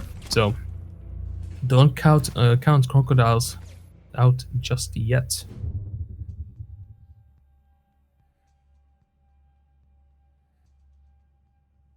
Anyway, but let's see what we're gonna be seen here. We are. I thought that Kali was gonna be actually picked, but I guess I get nothing good in my life. I just wanted that Kali. Come on, Menace. You know where you want to play Kali. Come on, do it. But yeah, let's see if Crocodiles can use this to make even this out. It's possible. They are going to basement, so knowing the kills here, it's Oh, actually, yep, there we go. Medes has heard my prayers and picked Kali. Interesting. Defenders, Very protect your interesting. bombs from being It's defused by attackers. Kali's probably going to be mainly used to just Attackers have discovered the location of a somehow bomb. disable all the gadgets that are currently on the garage door or garage wall. I mean. And what else are we seeing here? We've seen everything else pretty standard. So yeah, like from UMX, this is exactly what they did last time. Just a very reinforced forced bathroom, except for one wall, which is interesting. I don't think that was meant to be there, but or that was meant to be not reinforced. But we're seeing Henners on the kite. Is Henners going to be holding on to more? More. I mean, electro claws. I got the word there, but doesn't seem like it. So that means just Kali's just gonna have Kali can just shoot in, and that's a free wall. So yep, there we go. That's an open garage. They weren't expecting a Kali, that's for sure. And this means that Medes is gonna, I mean, Cromcodals is gonna have basically it's just free real estate right now. They got one kill. Austria's going for the plant. They have smoked it out. Can they manage to get the plant there? No. Kutcher's gonna get a C4 there. They're just gonna rush in. Rep getting another kill onto Medes, and Kutcher getting a kill onto Zagi. Ooh, and now it's 1 versus 4, so not really what they were expecting. Pavarol, the only one left here. They only need one thing left. Like one thing remaining here right now. Or one person remaining. My eyes are getting tired. These games go up too fast, but what are we? What's happening? So basically, just Cromcodals had a really good start there with the Kali, with the thermite, but then I guess they tried to go for an early plant, which basically just blew up in their face. And I mean, now this is what you have. It's Cromcodals has good ideas, but the execution is left somewhat lacking, I guess. But yeah, this is gonna give UMX a match point, I guess, if Pavarol doesn't just pull out a miracle from their back pockets and bring this back. So, which I don't really see. And also that yeah, all right. I was gonna say that electro claw that's currently in bathroom is in a really good spot where it just electrifies everything. So that means that an electrified shield actually destroys an ash charge, I believe. So that's a fun fact. But anyway, this puts as I said, this puts UMX into match point here. Let's see if Cromcodals can actually bring this back though. Probably going Lion just to force someone to go mute, because I don't really see any other point on going Lion right now. They were trying to bait them to go mute. Doesn't seem like it. Okay, Pavarol, are you seriously gonna go then? All right, they're just gonna stick back to Lion. So I guess, yeah, since they don't have anything to counter Lion, they're just gonna... Attackers need to locate and defuse as many bombs I guess that works. There you go.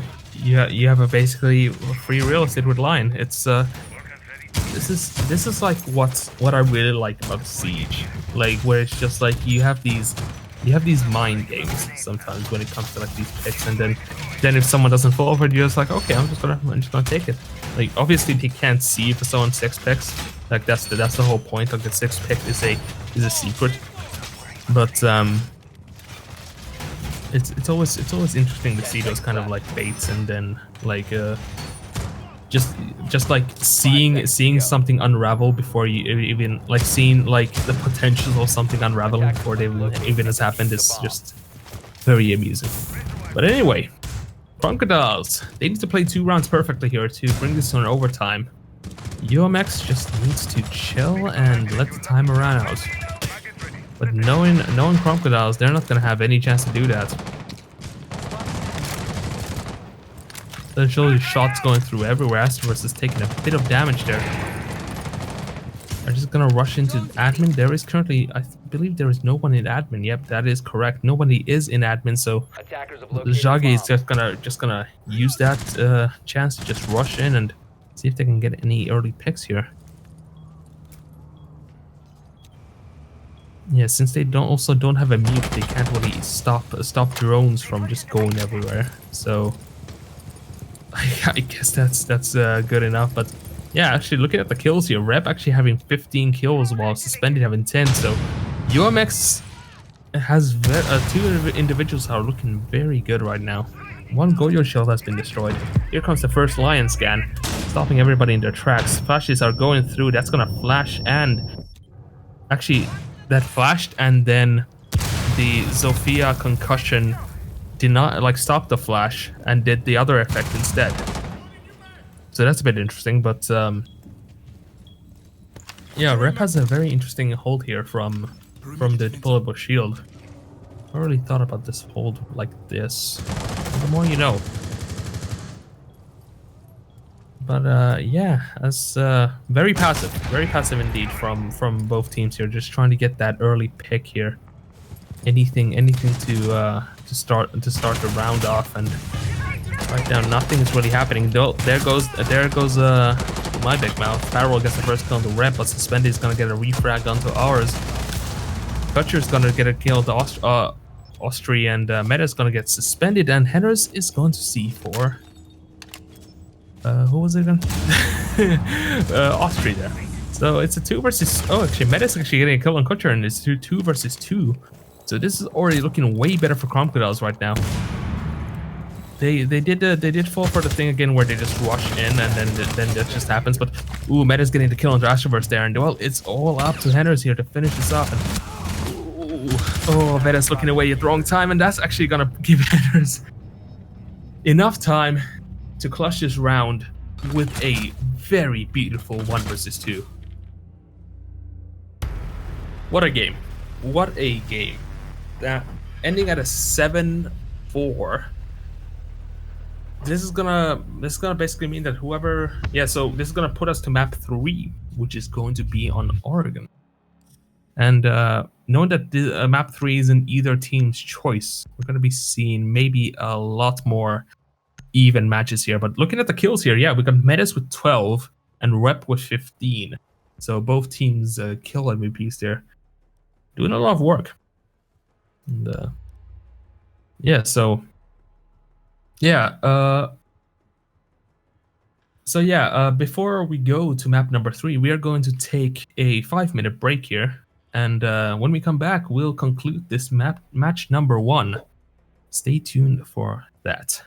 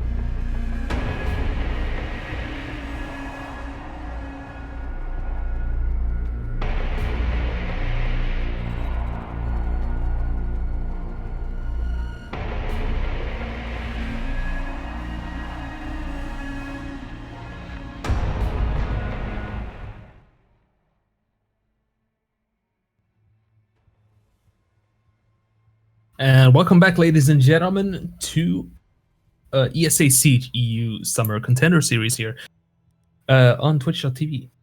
And we're currently on map number 3 for UMX Gaming versus Crocodiles, and map number 3 is going to be on Oregon. Crocodiles is going to be attacking, and UMX is actually Crocodiles is going to be also attacking on overtime if we ever get to that. But a quick recap for anybody who has come to this stream a bit late here. So map number 1 was won by Crocodiles with a very dominant 1-7. Map number 2 was a bit more even, but it still ended up with UMX winning 7-4. And now Oregon is no team's choice here. So this is the decider. Whoever wins this one wins this best of 3. And this is currently the new rework of Oregon, so I am interested to see how this is going to be played. So anyway, we're seeing a Thatcher being banned. It's probably going to also be a Maverick ban for the second one, and then the defenders are going to be the ones that really determine what the game is going to be like. So the second ban, if it's not a Maverick, then I don't really know what Crocodiles is going to do. Yep, there we go. There is the Maverick ban. You always have to ban, like, whatever team it is, they usually just ban a Thatcher first, because leaving a Thatcher open for a team that's currently on attack is very risky. A Mirror getting banned, so yeah, I do understand the Mirror ban for this one, definitely. And what is the last one going to be? It's probably going to be Echo. They don't want to leave an Echo open, that's for sure. What is going to happen here? They're not even locking in completely. That's what makes it the most annoying. It's just they just leave it like in suspense. But no, it's actually going to be Goyo getting banned. So a Thatcher Maverick Mirror Goyo. Interesting. Echo is left open, so that means that UMX is probably going to be using that to their advantage almost always, and that's going to be forcing Crocodiles to play IQ every single attack round. But yeah, as I was saying about the Mirror ban, is that currently on this map, if you hold second floor kids dorms, which they are currently going to be going, there's a very good hold into the connector from tower to kids bedroom, which a Mirror can hold very easily. But yeah, we're actually going to be seeing a Kali in this game, or the first round, so interesting choice. And also no Echo being picked, so I guess since Echo was being banned so many times, people don't strategize around him. So I mean, fair enough. I guess that works, but we'll just have to see how this is gonna work out. But first round is a go here.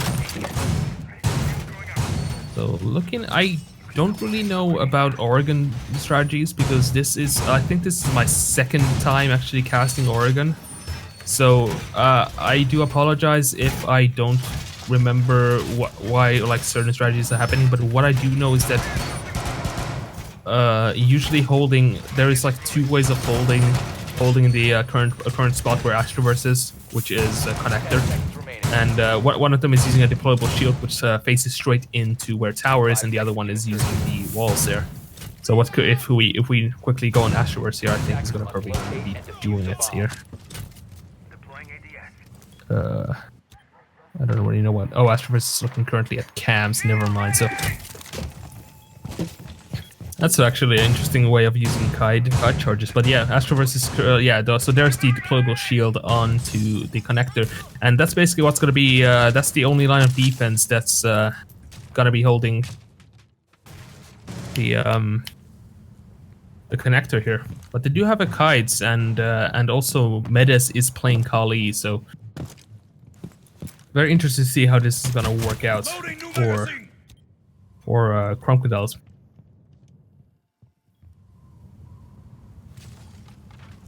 They can't really. The thing here is that, like, say there goes one of the Kali charges, and the reps just gonna be kite tricking here, just taking it off and enabling it. Just removing it, taking it off, and the thing is, like, you can like what's it called? What's it called again? I completely forget. tricking a colleague is very easy because you have a solid maybe 1.5 seconds to take off your stuff of it, and a kite is very easy to. Oh, actually, nice down there from Ares. Actually, doesn't even realize it, but manages to down Kutcher there. But thankfully, they do have a Henders on their team, so that's gonna revive Kutcher at 75 HP. Harold and Austria are already pushing down Attic Connector here, and I think that's gonna be an easy kill for Powerol. Yes, that is. Astroverse has gone down. That is the first kill of the match there. Can't seem to get that the bulletproof shield there. Metas though getting 1 kill with the op there, or whatever it's called. Ares though, it is suspended, and Rep is going to get the first kill for UMX here. Trying to somehow salvage this back, but it's not looking good. Not looking good at all. It's only 2 versus 4 right now, and I mean against a sniper that will one-shot you. That's a bit scary, but Powerol gets Rep in the end, but also gets downed as well, and it's all up to Kutcher now to finish this off. Kutcher's gonna get that 1 kill with the smoke, but Medes is gonna finish it off with the sidearm there. I do forget what the name of the sidearm is, but whatever name is, it's very effective. Let's just say that. I could actually Google that right before the next game starts. Get on the wiki here. There we go. Yeah, it is the SPS SMG 9. There we go. what a tongue twister. But anyway. So yeah, Cromwell's really using that Kali to its fullest. I mean, I'm happy to see Kali being played, and I mean, what do you know? It's just like just give it 1 sidearm and it's like 10 times better. I guess that's what the problem with Kali was. She just didn't have a good way of handling close range. And also there was a bunch of other buffs as well, with including like fire rates and stuff like that. But it's still as important as getting the SPS MG9. There we go. I can't say it fast, but anyway. But yeah, going back to second floor kids here, not really like in traditional UMX fashion, like in the first map or the first game of this series, which was UMX versus Fact. There was a problem where they just didn't want to change sites, and now they're doing it again, and I mean, I guess they might as well do it because they almost won it. If you call a 1 versus 4 almost, but well, we'll just have to see how this is going to work out. But yeah, they still have the Kali, so probably the same kind of push here. We do have Rep ready to just ready to just destroy any kind of gadgets here. But it seems like Metis is just gonna firstly just move in towards tower here, just to take care of that kite charge. It's currently near the big tower wall here. Just waiting for Metas to do anything, and yep, that's actually, it wasn't even Metas who needed to do that. It was actually Ares from below destroying the floor and destroying the electrical. So nicely done for them at least. So yeah, that was the first destruction rocket. I don't know the real name of it. Let me double check here. I don't even see the name of it, or whatever. Whatever it is, it destroys gadgets. That's all I really know. So destruction rocket it is for now. So I do like what they're doing with Buck though. Like they noticed a little bit of flaw in their attack, and what they're doing is now they're just trying to utilize Buck to just guarantee the opening of this wall. And I don't know why ours didn't see the okay, now they saw the wall there, and that's actually gonna give Jagi here enough time to just open up the wall. And Austria is actually gonna kill on Rep though. I don't really know how they just let them push up that fast, but I guess it works out. And ooh, Meta's actually seen Doc there, can't seem to get the hit on. trying to see something. Just a little bit of a body part is enough for Kali to just down a single person, but Diffuser has already been planted. Suspended and Joggy there, but Pavarel getting a refrag on the Suspended, but Astroverse and Harris are gonna come back with 2 kills under Austria and Pavarel. And that's a 2 versus 3. Kutcher is currently already down, so make it a 2 versus 2, but no, never mind. Kutcher is going to be revived by the Doc Stim, and well, Ares is the only one left, and they have, yeah, they just basically just stuck the defuse, and nicely done from UMX though. They just, I guess they had a pinpoint on where Ari, I forgot his name. Let me just double check it. Ours. There we go. Yeah, let me just double check the gadget name here real quick. Where is the gadget name?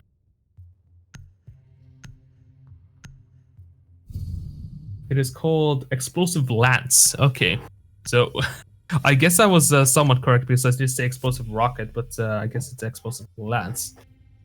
So, I mean, when people use new operators, it's you have to kind of learn the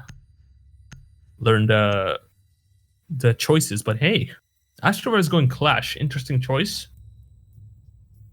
Switching from a Maestro into a Clash, even more interesting. I guess because they need more rovers, that's why. But if Astroverse can pull this off, I mean, the better for them. It's just like the only problem is that Kali is somewhat of a counter to Clash, where one shot from the sniper is a guaranteed like knockback on the shield. So if anybody's gonna be like helping out Metis with pushing in, they're just probably gonna get a free kill on Astroverse. We'll just have to see if they're actually gonna, if Astroverse can actually pull this off. That's real quick. So 5 seconds remaining.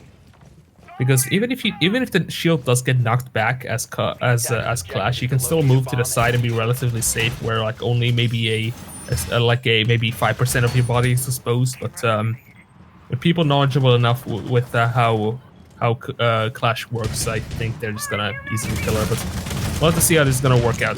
That's what I keep saying. So, and I'm very self-conscious about it.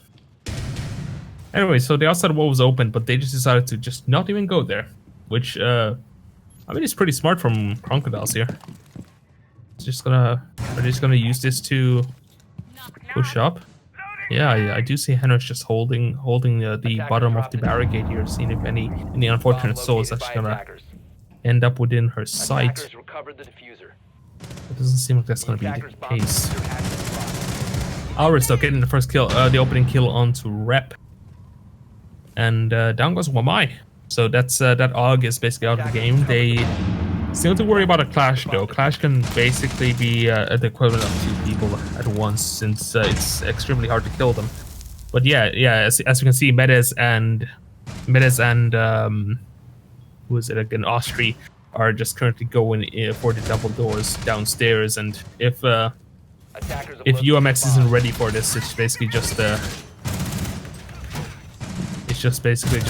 free kill there. But ours, I mean, getting a kill into Henrys there, interestingly enough. I don't know why they let that, but Austri getting another kill on the Kutcher. They haven't lost a single member yet. And well, oh, wait, what? wait, hold on. Okay, someone went Freezer. Yeah, someone went Freezer and killed that person, and then they still lost Ash in the end, but that was such a dominant push from Crocodiles there that I mean, well done. That's all I really have to say about that. They played that like almost perfectly. If they only didn't lose hours on Ash, that would have been just like a flawless round. And I couldn't really say anything bad about their push. With regarding UMX's defense, I think I mean I do understand the Clash pick. The Clash pick was interesting, but the problem is just that there is a Kali. That is the biggest problem. There is just a Kali. A Kali exists, and Crocodiles has been playing Kali every single round. That I don't think it's worth to go an operator that gets directly countered by it, but good try anyway. Let's just say that. But yeah, switching back to the Maestro here though. This is gonna be a more standard looking hold here, and yeah, how is Ours hiding that? Ours having a bit of fun with Rep there, since Rep was trying to find the drone there, but didn't seem to find it in the end. And drone economy still stays strong for Crocodiles here. Not losing us. Oh, actually losing one drone right now, but. Anyway, I think the main, like talking about the last round still, I think the main problem was that they were betting on them rushing through double doors, but instead Crocodiles just decided to roam upstairs, try to get rid of roamers, and then rush through the doors. So it was a delayed rush, which worked out pretty well for them. So anyway, power roll. Spots a door that's not barricaded this time. Oh yeah, because Henris is instead just holding from basement. But I think Pavro might just... Is Pavro gonna challenge it? Definitely does seem like it.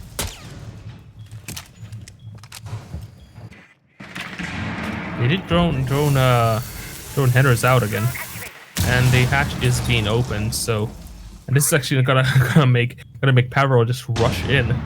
Here comes one flash. There's gonna be a second one. It doesn't seem like it. There is a... Who is that? Oh yeah, that's Ours currently just holding an angle here. Seeing if any unfortunate soul passes by the reticles, but right now it seems like UMX is trying to hold too many angles at once, and it's not working out right now. Ours is slowly but surely moving up in a very good position. What? Like what they just do, what needs to happen right now for UMX to fall apart is for them to just forget that Ours exists, and that's exactly what's happening right now. Ours gets one kill onto Rep, and but Austri gets killed unfortunately again. But Pavarol using a nice prone position onto Henris, and Metis is going to get that kill with the SBS and G9 there on the Kali. They are currently low on health though, and well, but it's all up to Astroverse to finish this off, but it doesn't seem like that's going to be the case, since Ours is just going to pistol them both. And that's actually... Was that a triple kill? I think that might have been a triple kill there, so nicely done indeed. They were just stuck on the phone, just playing video games, but yeah, Ours with 6 kills, so this is definitely Ours' map by far.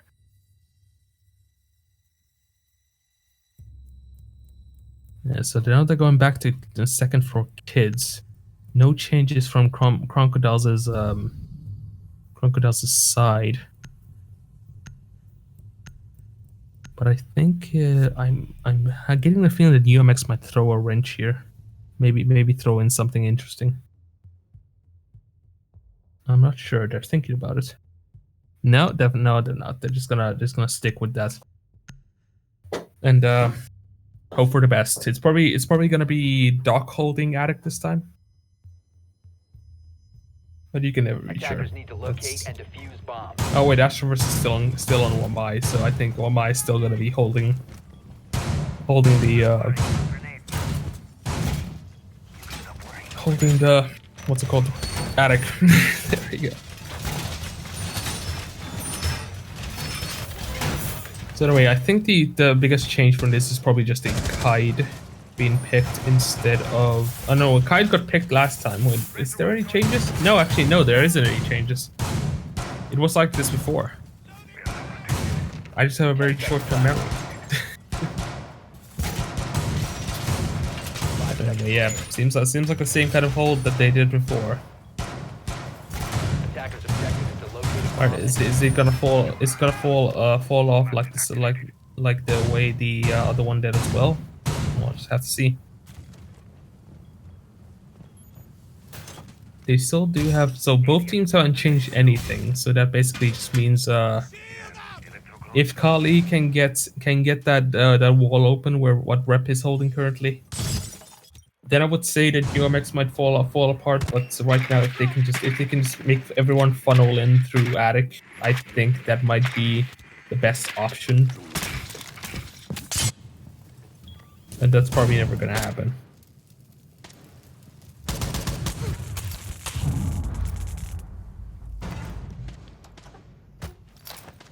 Yeah, the wall has been okay, Austria. So yeah, the wall has been opened now, where the electro car is gone, and they're just trying to get rid of all the possible kind of like what's it called, ADSs and discs and whatnot, and it actually works out in the end, using the Capital Fireball to just move him from behind the shield, and then just push up very slowly and just get the kill. A very methodical and easy push. But yeah, Ours getting a kill on the reps there, while Henners gets a refrag on the metas. But there's still one. Well, make it now 2 players short. And the suspended has already been downed, and Zagi is just gonna get that kill there. And well, here comes the plant, and well, there goes the smoke. But it's not enough yet. Kutcher and Henners though getting nice kills onto Ours and Powerol, respectively, and it's 2 versus 2 now, so it can go either way. Currently, Cromcodales have a light disadvantage, so not looking good. And time is still, I think they still have enough time to just like try a few more strategies here, but right now they need to push in, and they don't know how. I'm gonna start planting again. Here comes the second smoke. Trying to bait that out. I think they're gonna try to bait out the third smoke as well. Here comes the third smoke. Is there gonna be a third plant? Is there gonna be a third smoke? Attackers have dropped the bomb diffuser. Well, it was a try, and ooh, reloads at the wrong spot there, and Henry's gonna get the last kill on the jockey. So well played from the smoke there. I did like the I liked the rotation there, like not throwing the third smoke, just like maybe trying to peek them, and in the end it did get the one who was planting. So that's really all that matters, and just leave the doc to finish it off. But yeah, back to basement. So it's only been basement and second floor here for this game. And, who was that? Oh, okay. And yeah, nothing else. It's just like those two rooms are pretty good. But I am interested to see if any teams actually pick kitchen, because kitchen seems to be a very powerful what's it called, side pick as well, with it being very very secure with its walls and stuff like that. But we'll just have to see if they ever get that far, because right now what a team need, like the problem is that the both teams, like they win a round and then they lose the next 2 rounds, and then they win a round and lose the next, like it's like that's what's really happening here with UMX and Crocodiles. So Crocodiles wins first one, UMX wins the second one, then Crocodiles wins the next 2, and then UMX wins again. So, but I can still believe. But yeah, what is going to be happening here? 10 seconds remaining. Looking at the way they're holding, I mean, Valkyrie is definitely. Oh no, Valkyrie was last time. Yeah.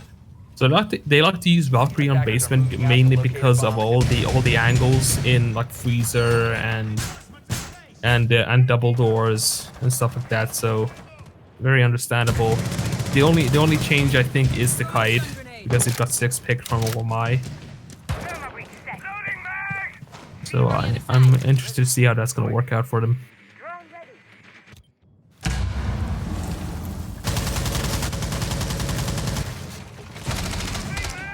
Attackers have located a bomb.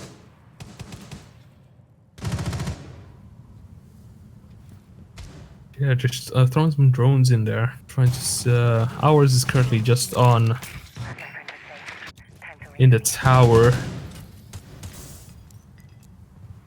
I think they just secured the entirety of first floor there. So yeah, nicely done. First floor is secured.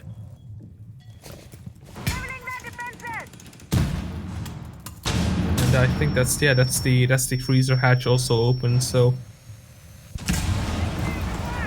Yeah, it's not looking good for UMX right now. They're getting funneled into a small space where they can just get picked off like fish in a barrel. But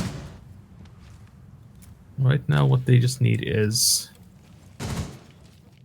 some kind of early pick, because there hasn't been a single point of damage. I believe. I think what Jaggi's damage has been coming from was maybe a shock. That's about it. Medes though getting shot by something, but Medes comes back with a headshot onto Rep. Down goes Kaid, and that's the second kill onto Kutcher by Austri. And well, they didn't even get to like reinforce the wall, so this is not looking good. But Astroverse didn't be able to sing there. Austri and ours fall for the sweet embrace of the Elder. Make it a third person. There comes Pavril, and well, it looks like Astroverse might actually manage to win this, but oh, that's not good. Oh, Medes actually team killed Joggy there, but can Medes pull this back, because that's the only thing that really matters, and it doesn't seem like it. Oh, that really sucks. So unfortunately,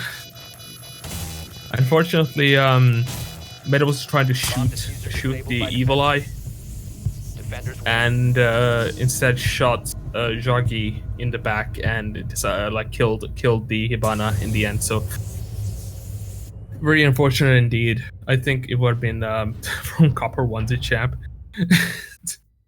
But yeah, I think it would have been better just to let the person run by and maybe try to get the kill, or maybe destroy the camera beforehand. But we'll have to see. I saw a Warden, but I'm pretty sure that they wouldn't go that far for it. But anyway, that was actually the last attack round for Crom Godal. So they almost managed to get a lead, but now they're 3-3. So we'll have to see how this is gonna work out. They do pick the Echo, so Echo is now on the board, and that's probably gonna force someone to play IQ. Probably. No, Echo is actually gonna be a 6 picked into.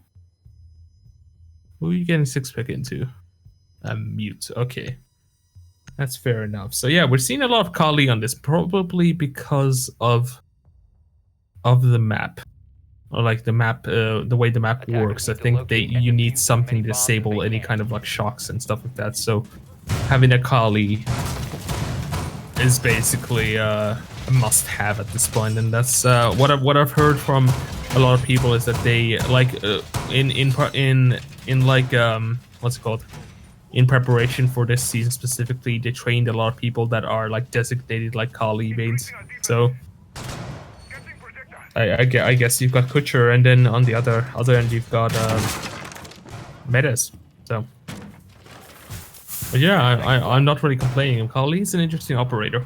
I do like playing Kali, 5 seconds left before especially with the new buff with the SPS and G9. So attackers are moving out to locate yeah, Austri, what are you doing, Austri?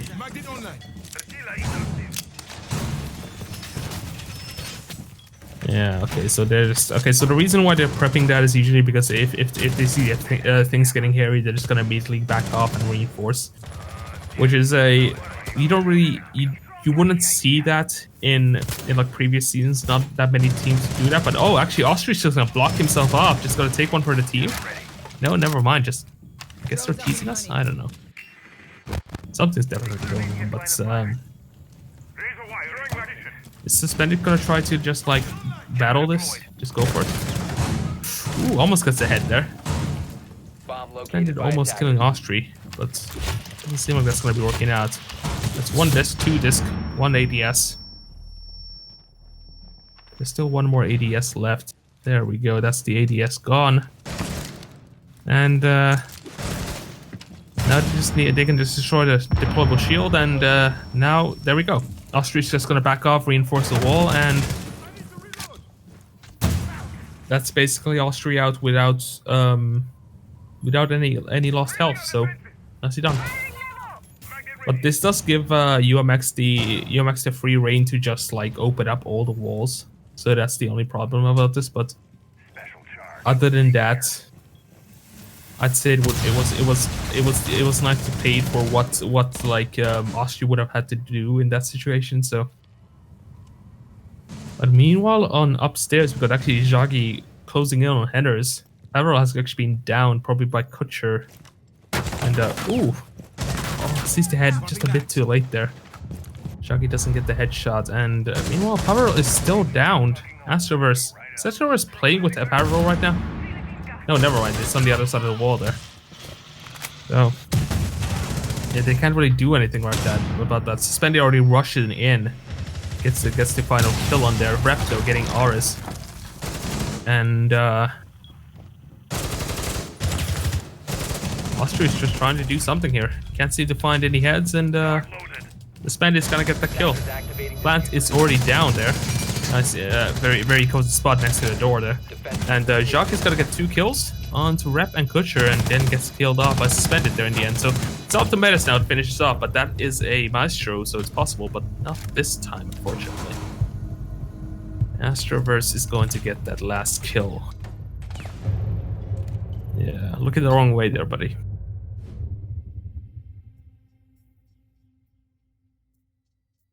Alright. Anyway, they're still gonna stick to basement laundry, or basement laundry supply. And is there gonna be any differences though? We aren't seeing a Kali on the pick. Probably gonna get 6 picked from the Montagne. I haven't seen Montagne being played yet, but it will be a welcome surprise, I would say. We are seeing an Echo being played. Is that also gonna be 6 picked?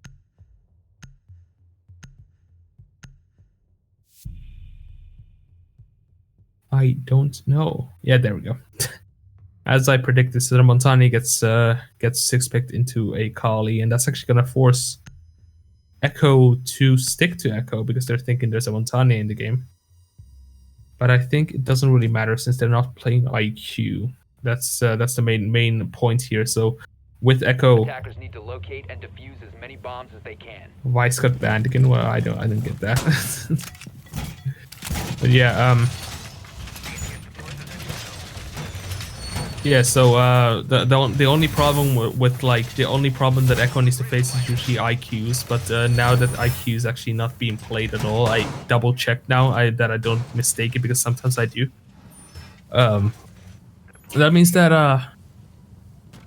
ours is basically just our RS. I'll just call him ours. Ours is basically gonna have a grand old time. Just watching everybody. Attackers are moving out to locate a bomb and defuse it. There we go. Anyway, are we gonna be actually seeing a push from double doors? So we're seeing 2 drones. A very UMX way of pushing compared to Palm Cloud, so let's just rush. So attackers have located a bomb. yeah, Suspended already rushing in. I'm not sure, but Jagi is actually holding from the window there.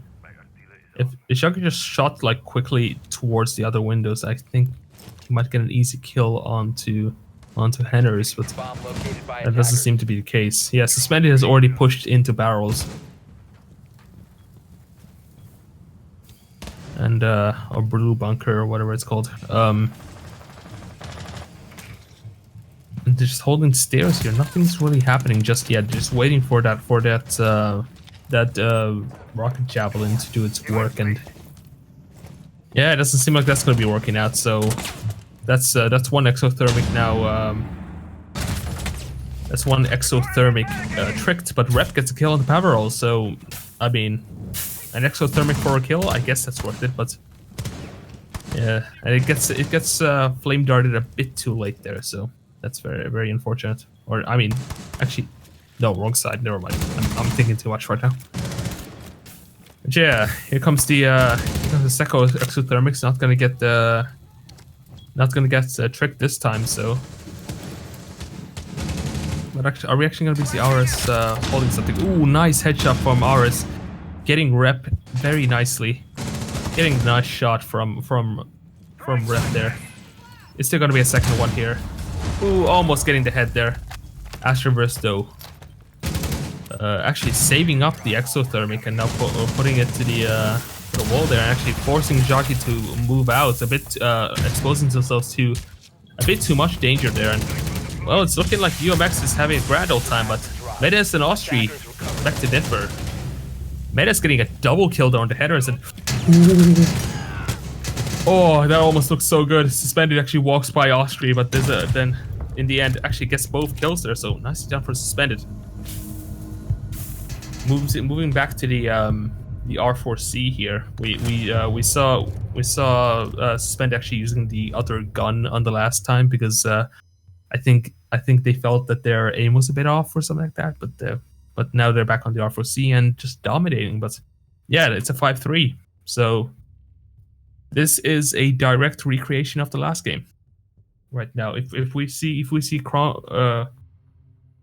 Crocodiles right now bring one run back, then I mean you could say it's direct recreation. But we'll just have to see. They're going to second for kids now. I believe they haven't won a single defense round. No, they haven't. They haven't won a single defense round, and I think a slight change is needed currently. They tried to adapt and failed, and now I think it's better to just like put that into put a lid on that and just focus on something else. But Doc getting 6-pick into a mute there. But yeah, how is Crocodiles gonna hold second floor? The same way that UMX does, or as many bombs as they can. oh man, UMX does, or are they gonna have a bit more aggressive approach? We'll have to see. It does seem to look like the same kind of hold, which is very uncommon for Crocodiles right now. Was that the Mario theme with a gun? Okay, no, they're just shooting them. But anyway, what is Medes doing right now? Is Medes just emptying the entire revolver? 5 seconds left. Or is it? Oh, I think Medes is using it to destroy the hatch. Attackers must locate. I think revolvers have a lot of destruction. I believe that was the whole idea of it. But yeah, okay. Okay, yeah, this is definitely a different kind of approach here. I wouldn't be surprised if Medes actually went behind went on top of the planks there and just waited for people to go by. That would be absolutely dumb, but probably would get droned out immediately as well. So, but yeah, we already have Suspended and Henners inside, but Medes actually getting a kill on Rep there on the roof. Yeah, actually nice. Oh, yeah, actually aiming from the from up on top of the wood pile. So down goes Zofia. And yeah, I think they're just gonna try to trick this some way. What an interesting way of holding this. Meanwhile, Jaggi and Austria are pushing from downstairs here ever so slowly. Oh, UMX isn't aware of this right now.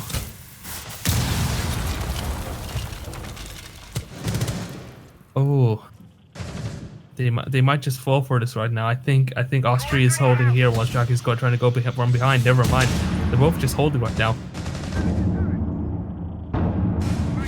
Everything's just getting bombarded upstairs right now, and these two are in a really good spot right now. Nothing's gonna get past them.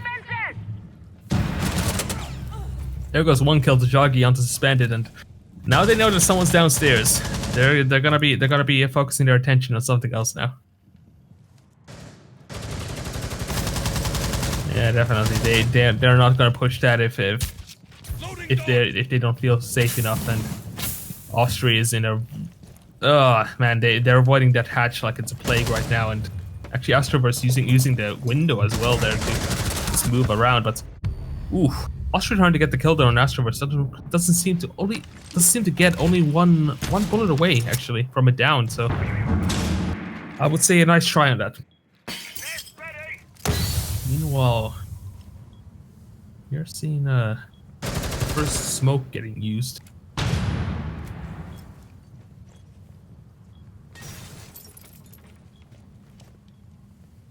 Right? Yeah. So even though the push was a bit interesting, like Crocodiles are still in a very good position right now. All they need to do right now is just not lose too many people to like dumb things. Bomb located by Okay. Okay. attackers. Okay. I guess there's a shotgun thing going on right now. Boom. There we go. Yeah, so I didn't realize Kali goes that low, but I guess I guess we're gonna be seeing we got to see that beautiful thing happen. But anyway, second floor. So they managed to win one defense round here, and they're gonna be going back to basement laundry. Now they haven't won a single defense round on basement right now, and if I were them, I would have probably gone kitchen meeting, but or kitchen whatever the other kitchen side is, because that would have thrown a bit of a wrench in the plans of or thrown a turn for a team like that. Maybe they could have faked it or something like that, but I don't know. But we'll have to see if Crocodiles can actually manage to win this one and actually even it out. Currently, looking at the last game, UMX, like if UMX manages to win the next two rounds, it's basically just a recreation of it. So, I'm hoping Crocodiles can actually manage to even this out, because whoever wins this one wins this best of 3, and currently Crocodiles doesn't want to lose a second match. 10 seconds to go. It's a big no-no. 5 seconds remaining. Attackers must locate and defuse a bomb. Oh. Anyway, sorry about that. So yeah, attackers have been let loose here. We are on round number 10 here. UMX is 1 point away from match and game point, while Crocodiles is trying to scrape by right now, trying to even it out to make it a bit more interesting, but currently nothing is really happening. They're not really taking any risks. They're not even trying to hold from the elbow there, but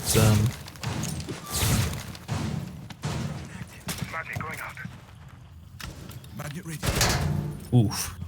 Oh man, that would have actually been perfect if we just held the angle, because I don't think the Ash would have noticed, but unfortunately Pavarel has to fall back, but I think it's worth it since they didn't die. But there must be a second chance, but that doesn't seem like that's going to be working out in the end, and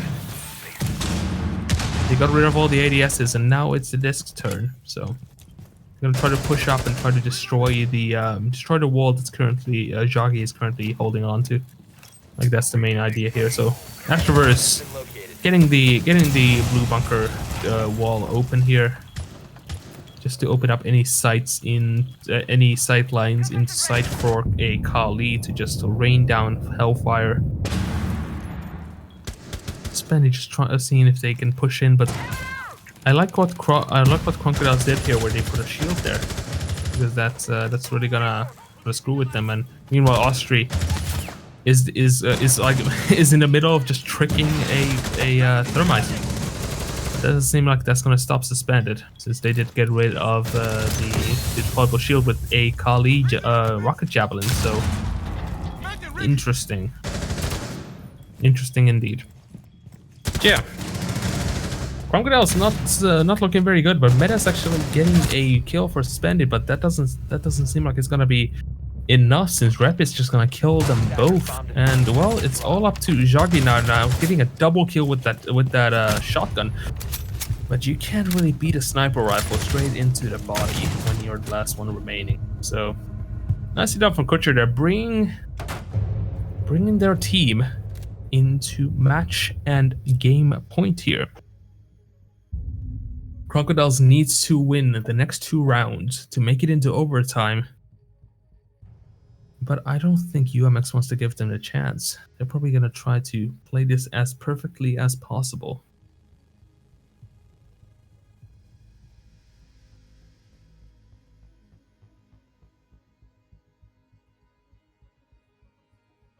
Anyway, can I see the scoreboard real quick? So yeah, we have all hours and suspended with 10 kills and Astroverse, and yeah, so very even from UMX here. Actually, both teams actually very even from both teams. So we're clearly seeing that this is like the extent of what both teams can actually like. This is like the true battleground where like we had a dominant first game, we had a somewhat dominant second game, and now here we're seeing what Attackers need to locate what and like a defuse very as many even bombs map as they looks can. like. But if this ends up with UMX win this again, I think this is just a recreation of the last map, so I don't really know what I'm talking about anymore. But anyway. So yeah, going back to basement, they still haven't won a single time on basement, which I mean, I guess if they do, because they still can't choose second floor, that's why they decided to go basement. So this is their last chance to actually manage to like. This is their last chance to somehow 10 seconds left. clutch this and bring this to overtime. 5 seconds remaining. But we'll just have to hope they can actually manage to do Attackers are that. moving out to locate a bomb and defuse it. We are seeing a lot of good shotgun kills though from the SAS picks on Crocodiles, really wrapping that shotgun on smoke and mute.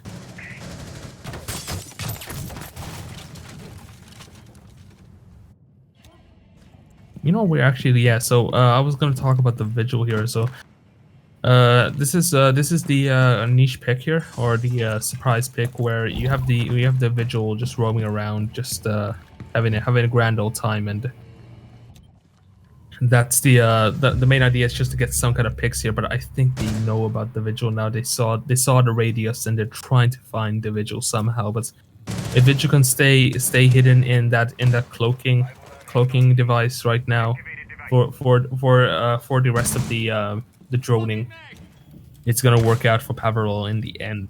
So also they have already lost Kutcher. I don't know how that happened. Who did they lose to? I guess Pavarol. Since Pavarol gets a kill onto Henners there, down goes Capitao. And yeah, not looking good for UMX right now. That shield is there for a good reason, but it doesn't seem to stop Suspended from just raining havoc onto whoever's behind that. So, but it doesn't. Yeah, Suspended might be good, but it doesn't seem to stop Metas from getting a headshot there as well. So, a 2 versus 4 for UMX here. They still have a chance to somewhat clutch this round. Rep is currently just on the attic right now, just holding the floor, trying to get something done, but doesn't seem like that's gonna be working right now. Meanwhile, on Astroverse is what's it called? Astroverse is just slowly pushing into basement here. Exothermic charge just go down, and the bandit trick was a bit too late there, so unfortunately no bandit tricks for Austria anymore. We need to do something about this. The Astroverse isn't really confident in just pushing in. Rep does find the lower body of Pavarol there, but doesn't seem to get the kills. But never mind. Rep gets the kill in the end on the Pavarol, and down goes the Vigil. So they don't need to worry about that roamer anymore. And now they just need to somehow manage to bring this back. It's they do have the life advantage, and Rep gets a kill with the impacts from the lifeline. So interesting choice here. They still have 15 seconds remaining, so they need to do something. But ooh, nicely done from Rep. They're getting a kill onto ours, and well, it's all up to Austria now to finish this off. They still have 3 seconds, and UMX is gonna just take the chance, and down goes Austria. What a round to end on. UMX clutching out that last round with 3 seconds remaining on the clock. Well done. That's all I really need to say there. UMX played that almost perfectly. Like, well, I mean, what am I saying? UMX played that really well. Let's just say that. And Suspended really showing off what a real like Ash rush really feels like. So that was a great best of 3 there. But don't worry, we're still gonna be casting another best of 3, which is going to be Aero Revolution versus Mako Esports. But before that happens, we're going to be taking a short break. So stay tuned for that.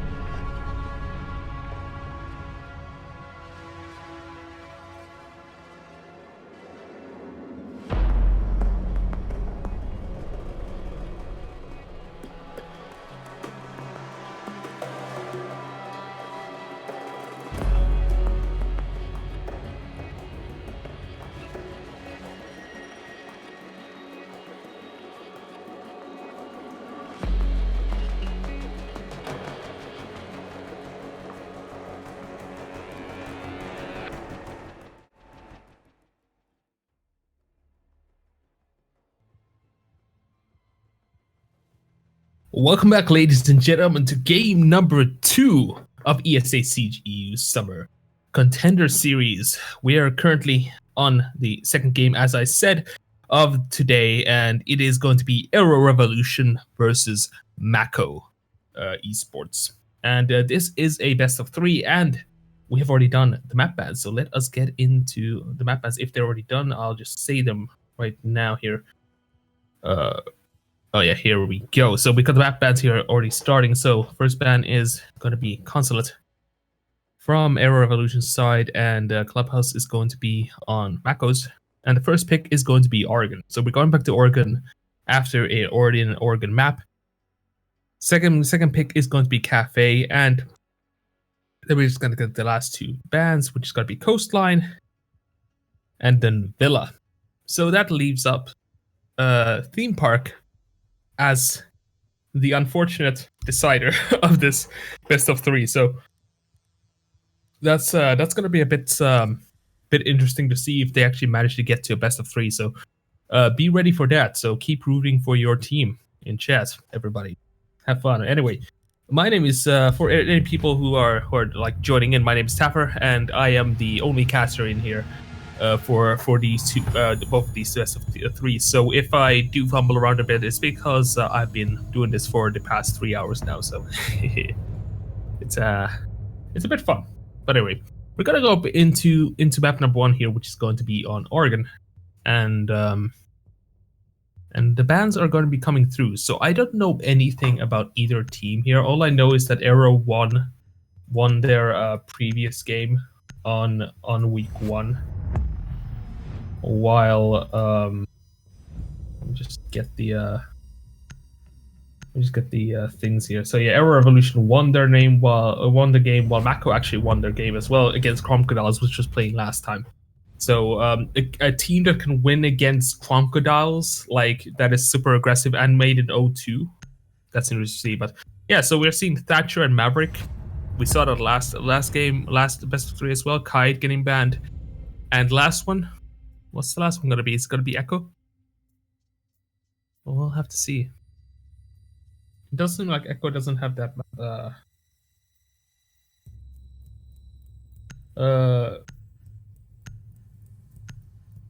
It does seem like that's probably going to be the case. No, actually, no, it's not. It's going to be Mira. So there's a lot of...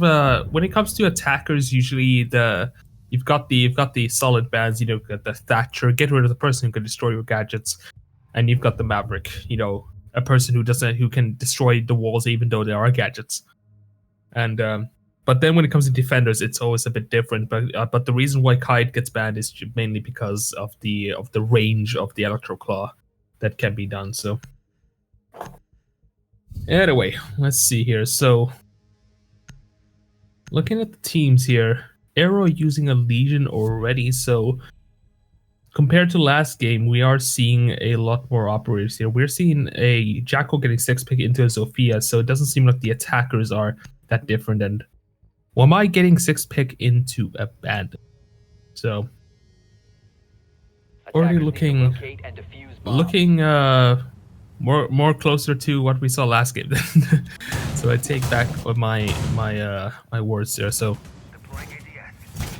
Anyway, but it all comes down to how you utilize the operators. That's the main idea here. And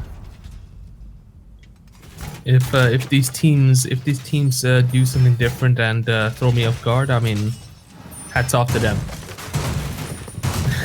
it's very easy to do that. But anyway, yeah. So we're seeing the same kind of hold that most teams do here, where they have the deployable shield on the elbow, and they're just going to leave 1 reinforcement to 1 person, which is going to be, this time it's going to be Evolution, I believe. So is Evolution going to be holding double doors? That's a bit risky. I mean, Evolution would be like, yeah, so that's a bit interesting. I think that might be a misplay.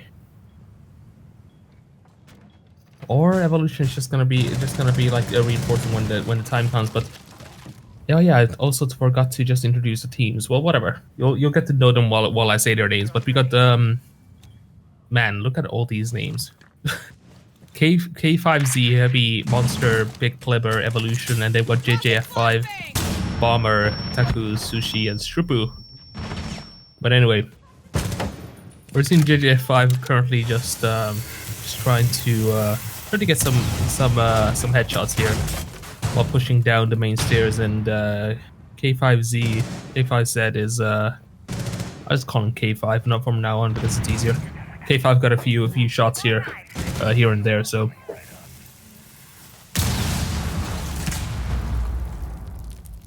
but nobody's out of the count yet, and they don't have a dock in this case, so they can't just heal it back up. So K5 is gonna be in that unfortunate spot for a while now. But Sushi almost getting killed by Big Clever there. So well played from them, but doesn't seem like that play was enough, since Monster gets a kill on Sushi, and K5 is gonna get a kill on JJF5, and Bomber though is gonna get a refrag on the Monster, so but also get down themselves. So this is not looking good.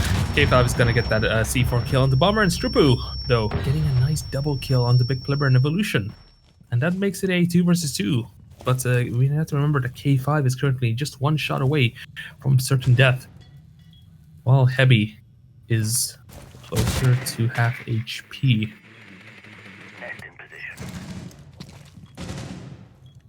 Takus is just pushing in through main stairs there, just trying to make their way, since they don't seem to be paying attention.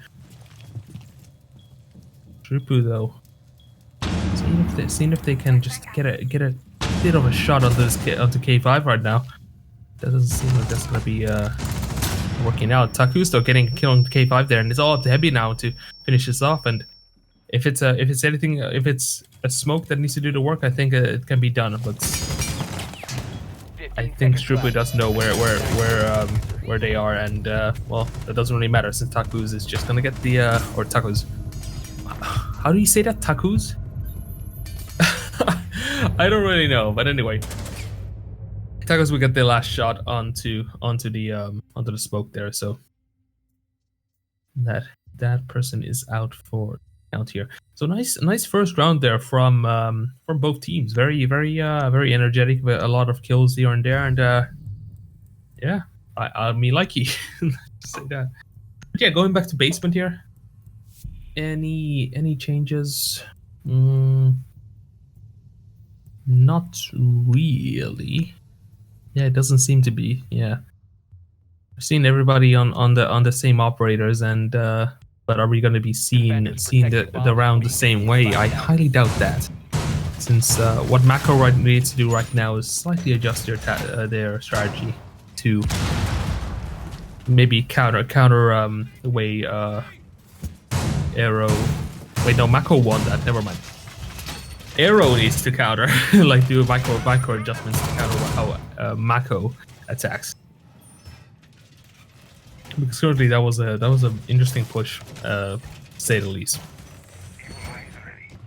10 seconds left before insertion. And anyway, we have 5 seconds left into the round, and everything seems to be set up. Attackers must Seems locate like and defuse a bomb. I'm just interested where usually Legion is holding. Is Evolution going to be holding behind the pillar? So that's a bit different, since Evolution used to hold on to A site, but now it's actually going to be just K5 holding into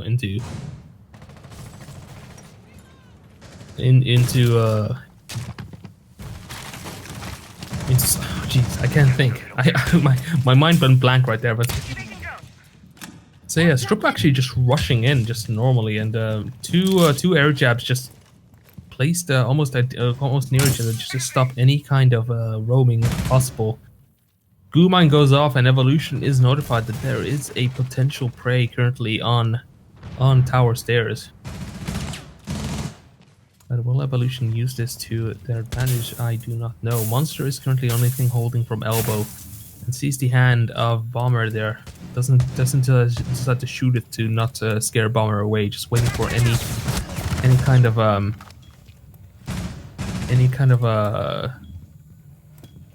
what's it called, opportunity to just get a few kills here, and Well, that's all the ADS is down, and that's gonna force force Monster to just fall back. But K5 getting the first kill into GGF5, and Shrupu, but it's gonna refrag on the evolution. But Bomber is gonna get a kill on the Monster there, so falling back didn't really help out. And it's a 3 versus 4 now. All the defenders have been like funneled in near A side right now, while Mako is just basically has a free reign over the other side of the bottom floor. But it doesn't seem like that's gonna be a matter really, since Taku the team kills Shrupu, but gets a kill in the end at Otaku's, and those kills happened so fast that I couldn't even keep up what was happening. So well done for Mako. You really stumped me by playing well. Let's just say that. Oh man, this is already looking a lot more one-sided than the previous Oregon map. And looking at the score here, yeah, we're seeing Bombers, Shrupu, and Taku's just absolutely destroying everybody. So well done from them. Okay, I need to do something, because like we got K5 and then we got JJF5. Maybe I call him JJF and then I call that guy K5, so then I don't mix them up. I think that's a better option. K5Z JJF. It's the Z is the problem there. That's the thing I can't say. Like it's not Z, it's Z. So like that's the problem. So I'm just gonna call it K5 and JJF. So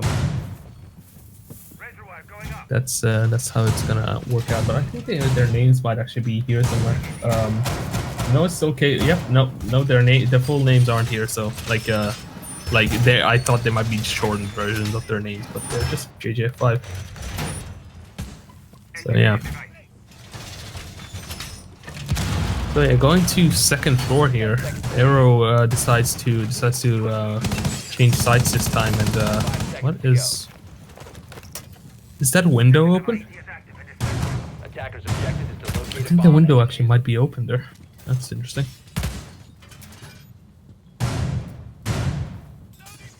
What else is happening here?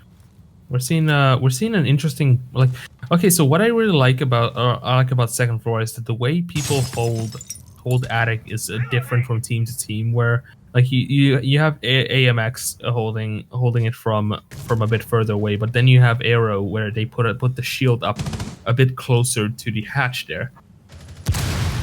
Probably because of the elevated angle, then it actually opens up a nice because there's those spots where you can see through. So that's probably why it's elevated a bit, so Monster can probably see through. Nice angle there, but yeah, JJF here has a nice angle into the site. So anybody going into that open area, which is just basically crucial for rotations, it's just gonna get killed, just like K5 did. Down goes K5. But JJF is actually very low on health. If anybody decides to like just try to kill it, since JJF hasn't moved a single step, it might be easy. But I think Heavy might be. I was gonna think, are they gonna just like try to kill through the wall? But actually, now that I realize, arrows like Monster and Evolution are just very low. What's up with that? How did they get so low without damaging the attackers? That's very strange. Very strange indeed. Attackers actually putting in the closet. Gets killed by Monster there though. That's very crucial in this case, since they do have the life disadvantage right now. And also I think they got Diffuser. That is correct. They did get Diffuser, but ooh, Sushi almost screwing that up. Gets big clever in the end though. But at what cost? It seems the cost was their lives, so down goes Sushi, and it's a 3 versus 3, make it a 3 versus 2 there, as Heavy gets JJF5, and yeah, it's not looking good for Mako right now. They need to somehow get the Diffuser and try to get some kills here. They are against two people who are currently like very low on health and waiting, but Heavy has a nice prone angle right now, just aiming at a door. Waiting for some unsuspecting soul to wander in. And Bomber, nice pre-fire there onto Monster there, and gets the diffuser in the end. And they got 20 seconds time to start planting. And I think that's all the time they really need. And nice flick from Strupu onto Heavy there. 15 seconds left. And well, it's a 1 versus 1. Evolution versus Bomber. The other one has more health, and Bomber is gonna get that last kill onto Evolution, and that's gonna give Mako, put Mako on 0-3. Oh man, oh, gotta stretch a bit.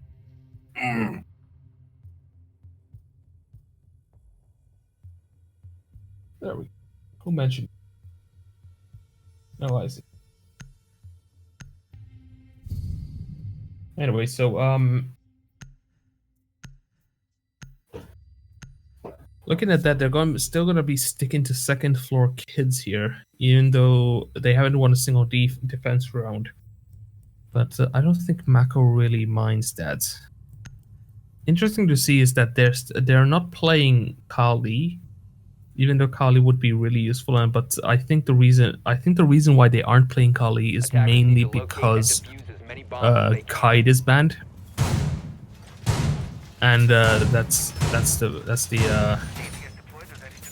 the main idea here. So if Kite's not in the game, I think Kali isn't needed, because Bandit can be dealt with other ways. And like, you know, electrifying the big tower wall into attic can be destroyed from meeting room, which is currently below that. And that's pretty easy. So they just need some soft breach to do that. So I guess Kali isn't needed in this game. So.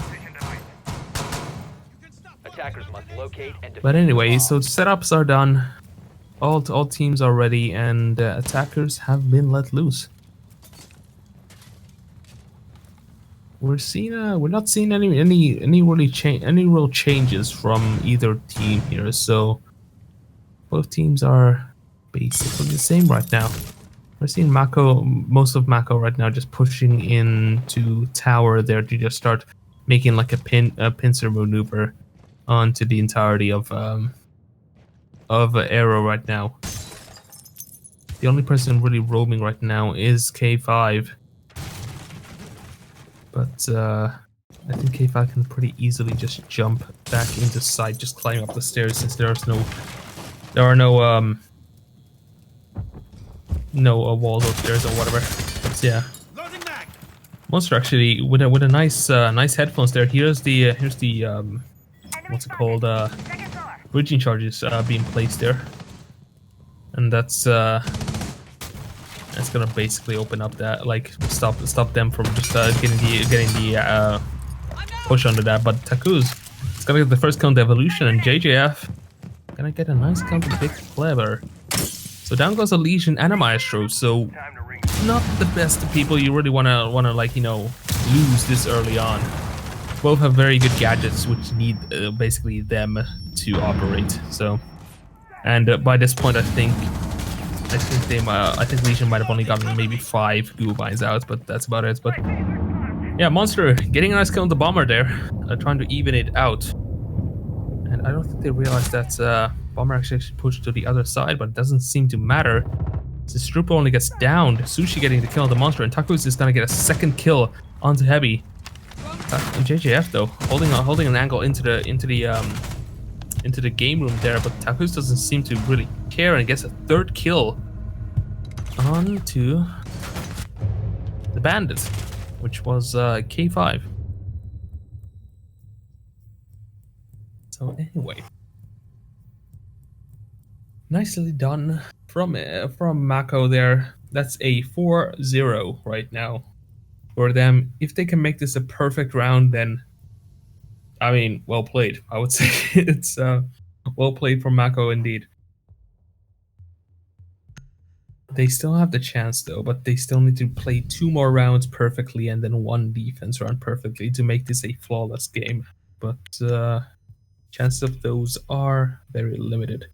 But yeah, they're gonna go back to supply room here.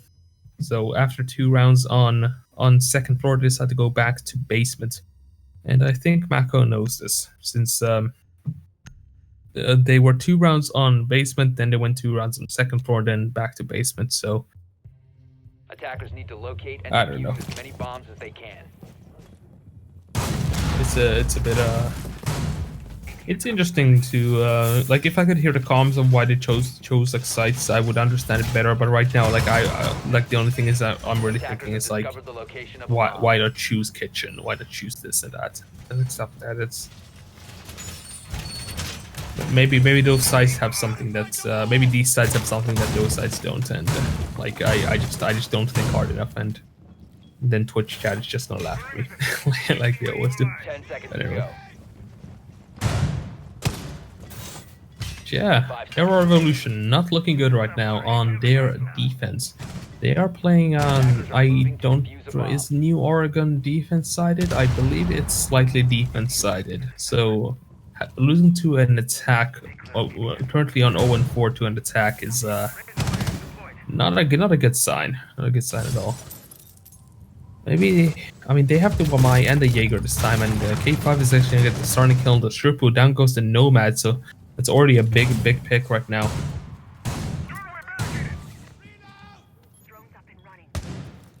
Meanwhile, where did actually?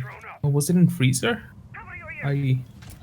Wherever Nomad died, that was interesting. But yeah, it seems like Monsters are gonna fall back. Evolution is gonna reinforce that wall back up, and that means Mako can just have blue bunker all to themselves.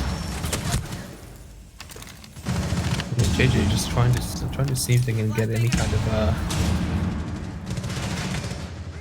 kind of like shots here, but nothing seems to be landing. Monster though is currently on 1 HP. K5 is roughly on 70.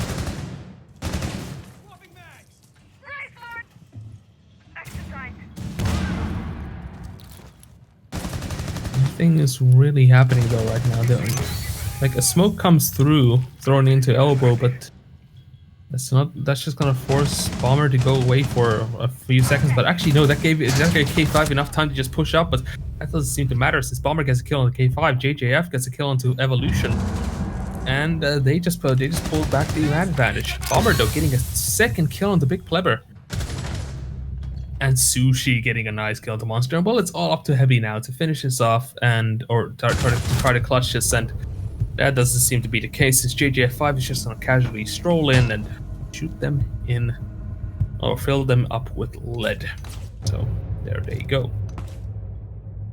Nicely done for Mako, bringing it into an 0-5 and possibly a perfect attack round on map number 1. But we still need to see what's gonna go on. So Nomad, I saw that IQ there, but I think they might have just misclicked on IQ instead of Nomad. But or maybe they were thinking about it, but then they were like, you know, why not just stick with this? This seems to be working. Let's not try to like innovate right now when we don't need to. So that's the rules of entrepreneurship, where you don't need to innovate if you don't have to. So.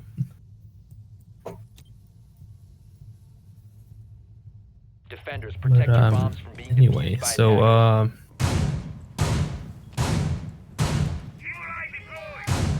looking at this, nothing has really changed from either side. Was there a Maestro before? Yes, it was. Big Pleber always plays Maestro, and yeah, no, nothing has changed. Everything's still the same. And are they not going to hold elbow anymore? No, it doesn't seem like they're just gonna let elbow go. Like they're just gonna let it fly. 10 seconds left. Position device. Unrolling razor wire. 5 seconds remaining. Place device. Attackers But anyway, are moving so to defuse a bomb. ATS deployed and ready to go. yeah, so everything is already electrified, or almost everything is already electrified. I think they left that just so that Bandit could trick it. Yeah, Bandit's gonna try to trick the last one, just saving it up for potential. And Bomber is basically just gonna go for it. And they're gonna need to try to do something here to get rid of that, because they can't they can't really out trick a Bandit. when there's no Thatcher on board. So that's the main problem about this. So yeah, instead they're just gonna immediately relocate, try to go for some other things. Probably it's just gonna be, yeah, it's just gonna go for the hatches, and then after that, try to go for any kind of like walls, big walls that Thermite can open. So right now they're just probably Thermite's just gonna be sticking to not dying, I'd say. But yeah, two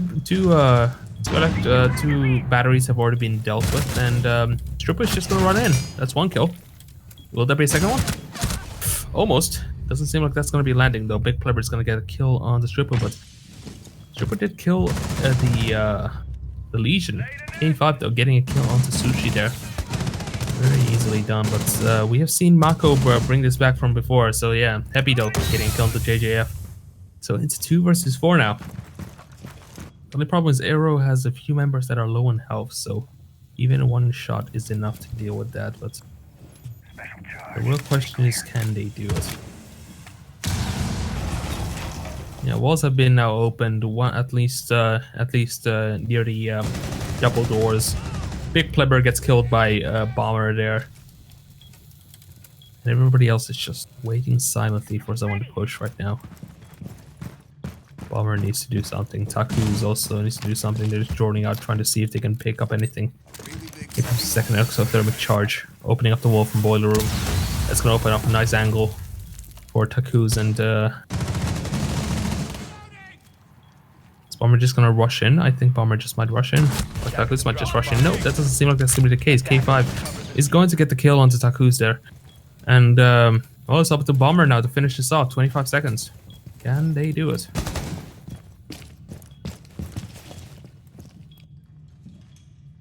Yeah, it doesn't seem like it. It's very... Yep, there we go. K5 is gonna get that last kill. I think that what might have been a quadra? At least a triple. Let's just say at least a triple. So, yeah, nice little flick there from K5. And that's gonna bring it to a 5-1. So, I mean, that was a good last round, but like, where was the defense for the entire round? That's the real question. Like, you know, you had the attack,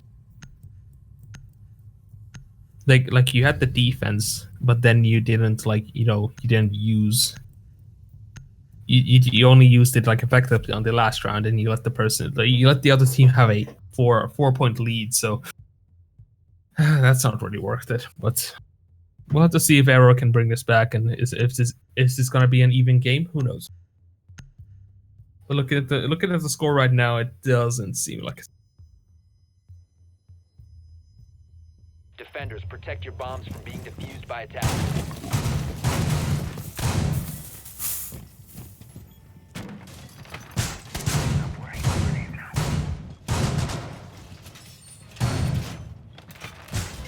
Yeah, Mako though. Mako. You guys seem to have the same kind of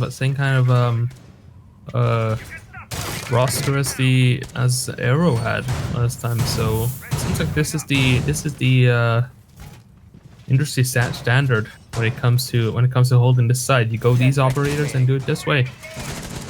There is no other way. 5 seconds to insertion.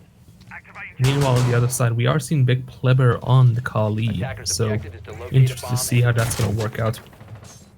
I do like me some Kali every now and then, so. And especially on this map, Kali is very popular, so we'll have to see.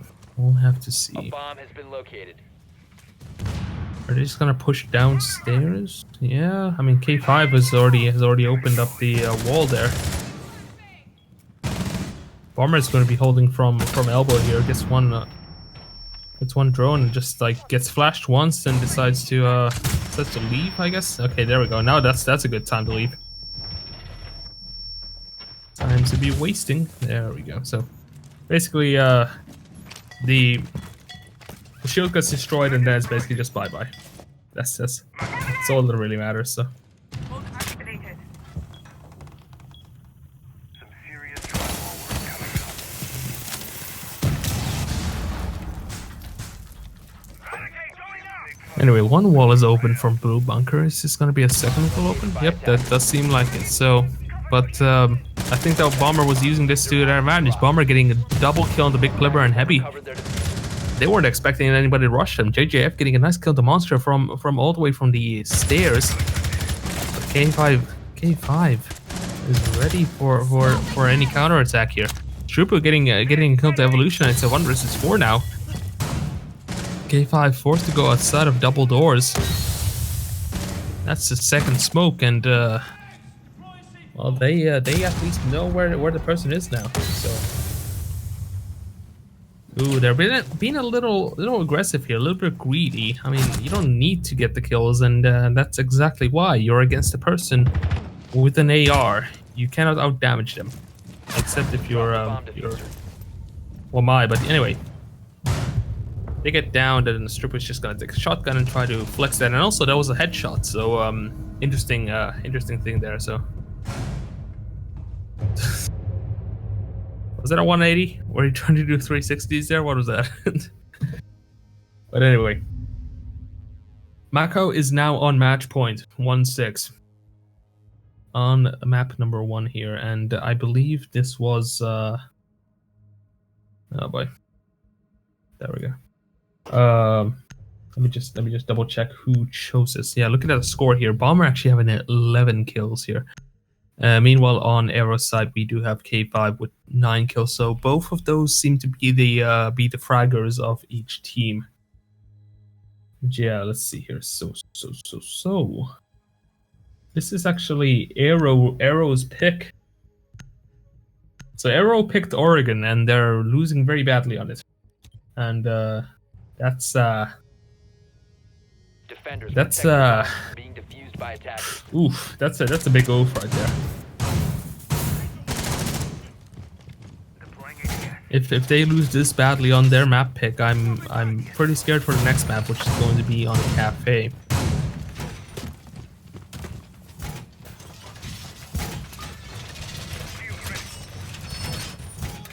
But anyway, so the setup is a bit different. Mako has a I mean, the shield is like in the middle of the wall instead, like, because what I remember is Arrow had the shield to the left of the wall, like, so it, like, you know, gets 5 seconds to go. like it blocks that, so you have like an extended like, you know, range to walk. But here it's very much in the middle. I guess it's for multiple peaks. But that also limits the movement of whoever is behind the shield as well. So I'm interested to see how this is gonna work out. Camera initiated.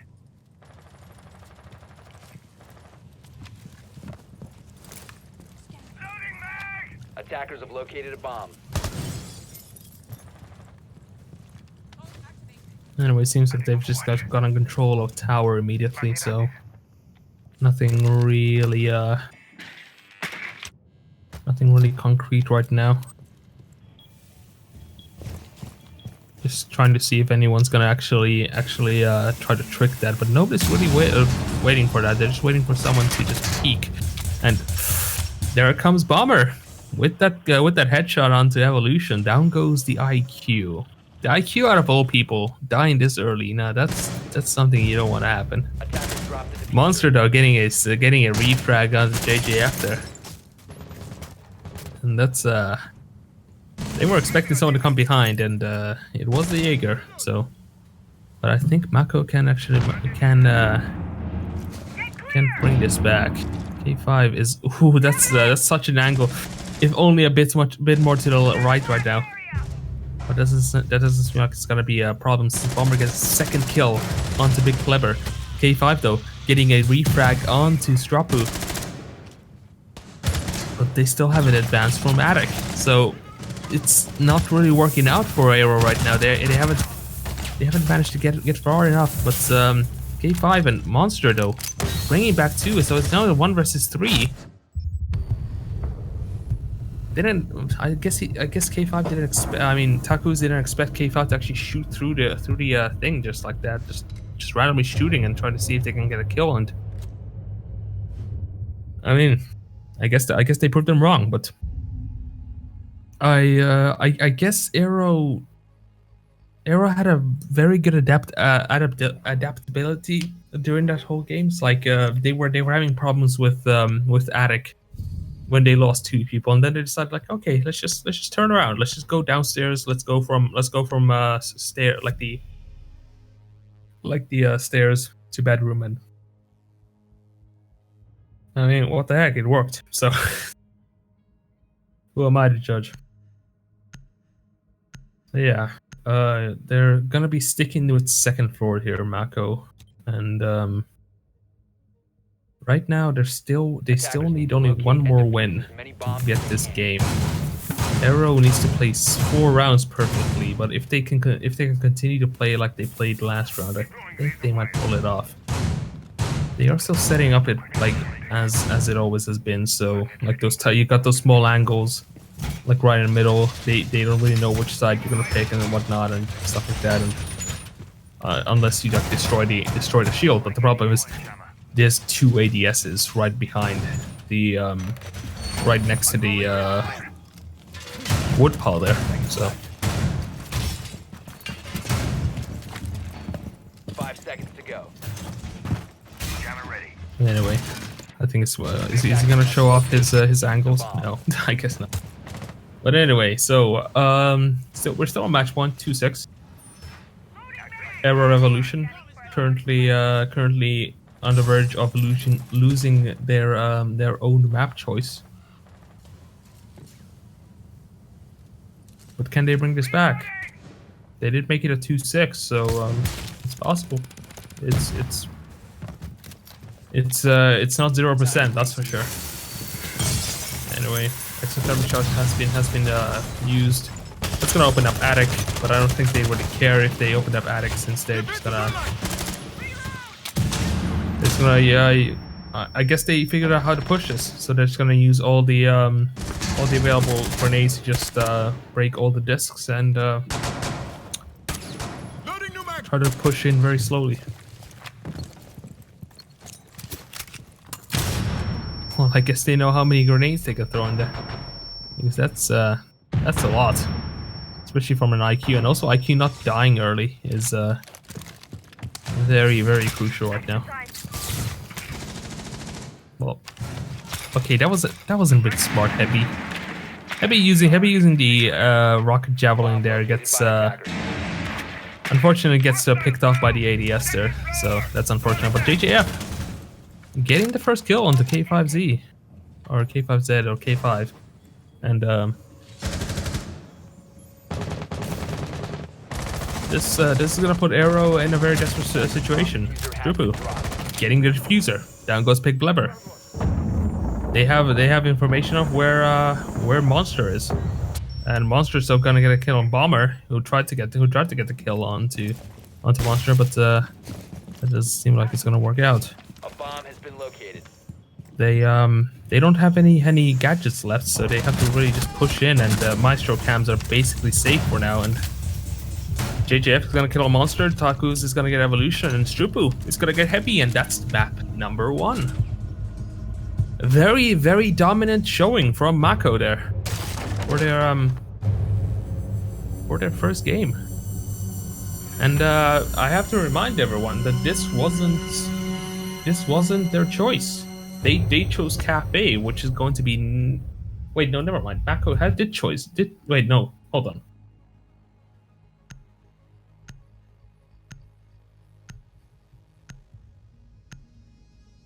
Let me check here real quick. I think Consulate Clubhouse. Yeah, Arrow Revolution has picked Oregon. So Arrow Revolution did choose the map. So, and they lost it. So I'm scared. But anyway, we're just gonna see if we're gonna need a short break here or not. Like probably, I mean, most teams want a short break at least after. Okay, Mako seems to be ready, but is Arrow ready? Because we're going to be. Oh, Arrow seems to be also. Yeah. Well, okay. So before the game starts, we need to just double check all the settings here. But anyway, so map number 1 ended with that. We're not going to be going into a break here. So we're going to be going straight into the next game. We just need to get everything set up. So, but yeah, the map number 2 is going to be Cafe, which is Mako's choice. So, judging by how the last round went, I'm skeptical. I don't know if Aero might win this or not. I'm not sure. But if they can pull off a Mako Esports on their if they can do the same what Mako did to them, it's just how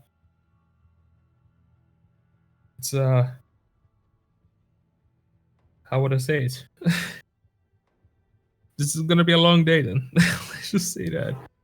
But if anything, we're gonna end this day on a fun note if this goes to map number 3. But we'll just have to see after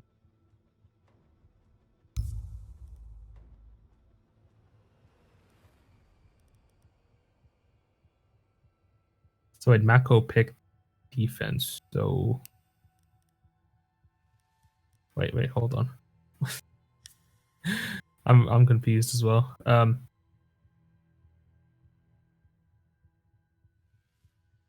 Oh, now they decided to finish off all the rest of them, but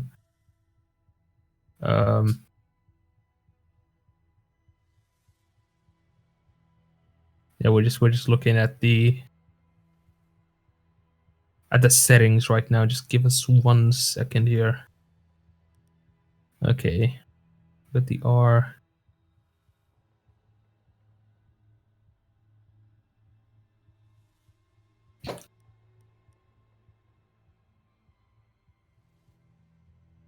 All right, so no need for a break. We're just going to be going straight into Cafe Dostoevsky here on map number 2 of ESA Siege EU Summer 2020 Siege Contender Series Group 1 Round 2.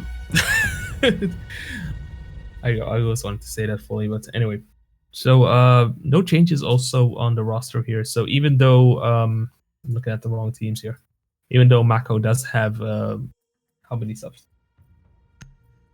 Both teams actually have substitutes. One of them has Aero has 1 and Mako has 3. So it's just interesting. But anyway, Maverick getting banned first. Now that's actually interesting because that's going to give Mako the chance to just not ban Thatcher. Which is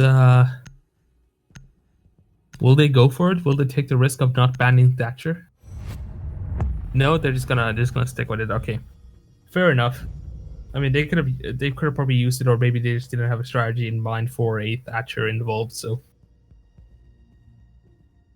I'm not really surprised. But for the defense, it's probably going to be a Goyo Echo, I'm guessing, or maybe Kaid. Okay, I guess I called. It's gonna be Kaid, but then the last defense ban. Now this is where like.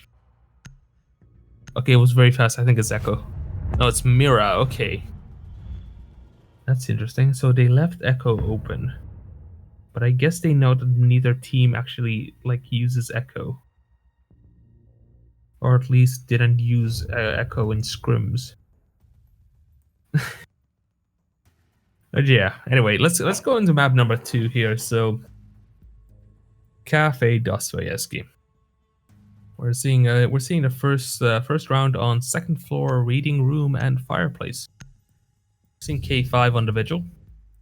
That's a very scary sight. Vigil in Cafe in general is very scary, and I always know what happens when I see a vigil on Cafe, and that is absolute destruction. We're seeing the smoke getting 6-picked into a clash.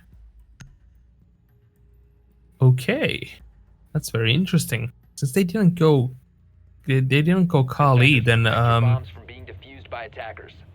That basically probably just means that yeah, it's. I mean, if the what's it called? If the clash can keep them in place, then I think nothing really matters then. Interesting choice though. Usually you see a vigil when they're playing on kitchen. When the team is playing kitchen and they want someone to roam around on top floor and try to get some early picks, they usually pick a vigil and then they make them go top floor, 5 seconds left. which is interesting. What is that? Is that just a visual bug? Oh, I see. Yeah, okay. But anyway, so second time we're seeing a clash today. First time was with the first best of 3, and it only really just lasted 1 round, and that was about it. But I guess if Aero can manage to win this with Clash, they're probably gonna stick with it, at least on this site. Doesn't seem like that's gonna be working, since Sushi is going to be domed to the head. I mean, Sushi is going to be doming Big Plebber in the head. That's the real question. And down goes the Echo. Now that is a pick. If there was anything you wanted to get early or rid of early, it's an Echo. Oh yeah, this is definitely look at this holdout here. So, oh, that was very unfortunate though. But yeah, Bomber going around getting a kill on K5 there, and that's actually gonna screw up their entire plan with Clash and whatnot. So Clash has to fall back, and Wamai has been spotted on the drones. But wait, hold on. This is JJF. JJF is already in sight. Also Strupu. And well, now it's time to just bully this poor Clash. And what the hell is going on? What the hell is going on? What the hell is going on? So a lot of things happened there. 2 people got team killed. Make it 3 people, I think, got team killed.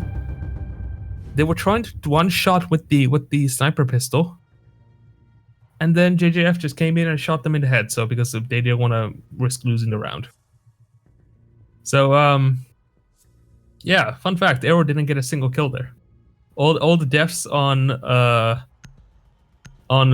Mako's side were team kills. Fun fact.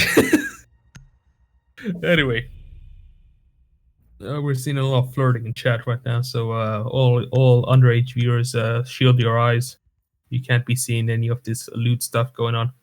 But anyway, are they going back to second floor, or is it going to be top floor this time? Need to locate and defuse as many bombs as they can. No, it's still second floor, so interesting choice. I guess they want to try the strategy again. If it doesn't work that time, then they're probably gonna just abandon it. But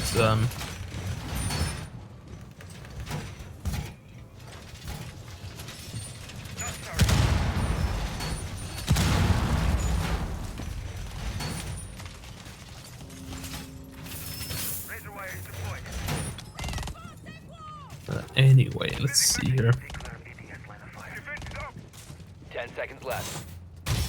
Yeah, so yeah, it's the same kind of setup. Now the only problem is they need to just make sure Big Plebber doesn't die early on, because that was a very big pick, like very early on, where Big Plebber just immediately died. And also they just need something to stop people from rotating from white hallway. So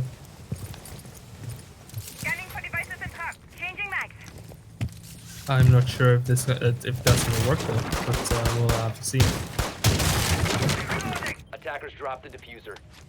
Well, hatches are at least open, so they are probably gonna just push in. No early deaths though, which was Aero's problem last time. So they've already fixed that one. They're pushing into freezer almost immediately. They see the Clash. Trying to see if they can pick off anybody. That Clash is probably flashed for 5,000 years. We can't see anything, but it was told to not move. But Bomber's just gonna get behind him again.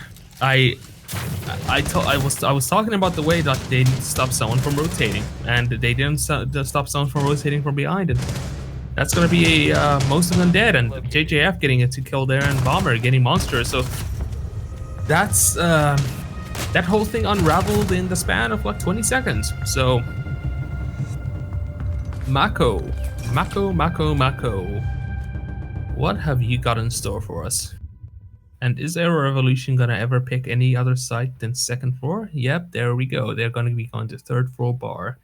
So the Clash strat didn't work that time, unfortunately. And also we saw Chachanka there, which is probably never gonna be played, except probably once if someone tries to, if someone has a big enough a lead, they're probably gonna try to win with Tachanka because, you know, funny, haha. But yes, third floor. Can they do it? I don't know. Looking at how Mako plays, they're just very dominant and rushy because they just like, this is their choice. This is how they do. And Attackers need to locate and defuse as many bombs as they can. And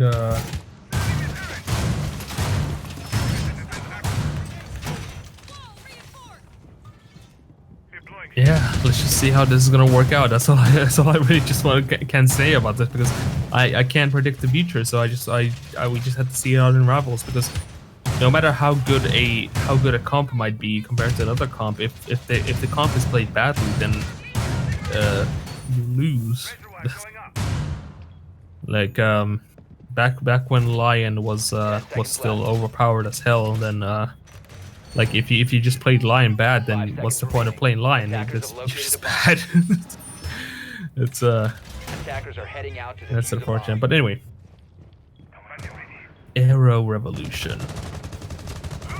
Can you bring this back, or will Mako just come in with a bulldozer once again and absolutely destroy everybody?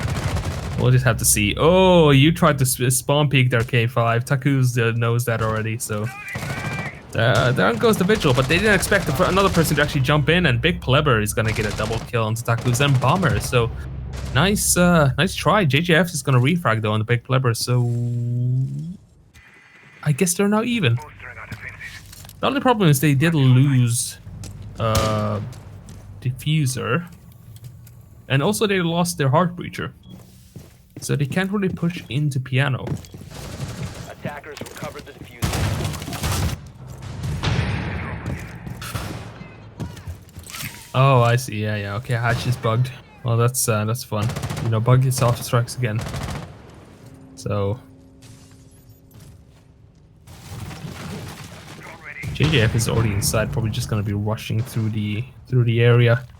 It's gonna be rolling around. I'll just pretend I didn't see that, JJF. So, and yeah, let's see if they can still bring this back, or they can somewhat get an advantage here. Aero just needs, I think, to kill JJF right now to make it worth. But I think they're a bit too busy just prepping their escape content. Well, that's a barrage of flashes, and luckily Evolution got out there just in time.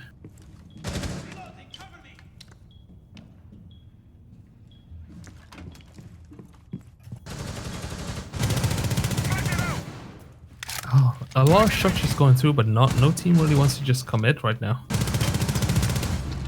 Except JJF apparently. And JJF is just gonna shoot into Freezer, like the Freezer wall, into bathroom and get the headshot there when I think they saw like a small piece of their shoulder or something. Ooh, smoke coming through there, forcing JJF to actually push in, and well, that doesn't really seem to matter since Dropper is gonna kill a monster and JJF is gonna get that very quick flick headshot onto whoever that was. Smoke. So that's an 04. Oh, no, 03. Never mind. I do apologize. An 03 for MCK here. Mako. So, going to first floor kitchen. They gave up on third floor pretty quickly. Oh, and yeah, I mean, roster hasn't changed that much. They got Evolution. I mean, Evolution on Legion. Was Evolution something else before? Oh yeah, it was Wamai. Yeah, so Legion is a bit different.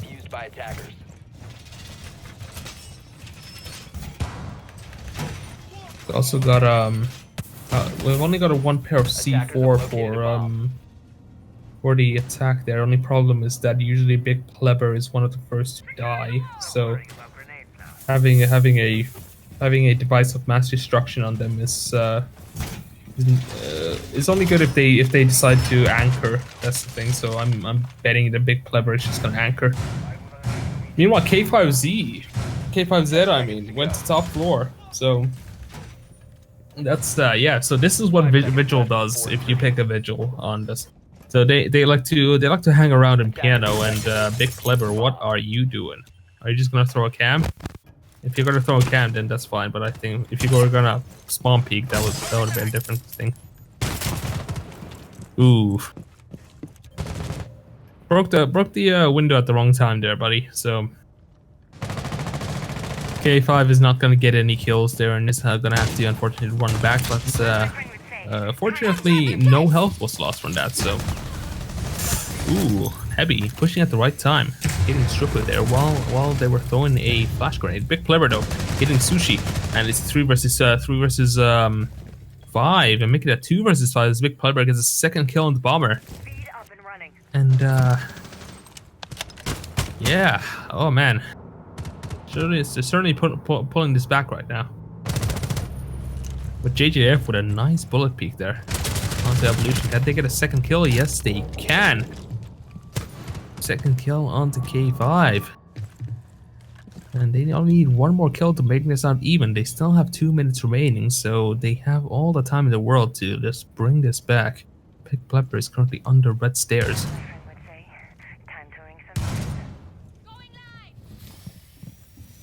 Yeah, currently under red stairs. If the only problem is like Big Pleber needs to fight against a person who is very confident in their ability to just kill you.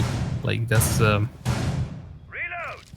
biggest problem with fighting against JJF, because JJF just feels very confident in themselves, and especially since they haven't died a single time, and also Takus can just shoot you. That's also a thing. So down goes that, and actually they managed to bring it back evenly, and it's still a minute remaining, so they just need to somehow push in and start raiding on people. The only problem is they're against a smoke. Smoke is the only thing in the way. If the smoke goes away, they can rush in. Flash goes through the window, Freezer window.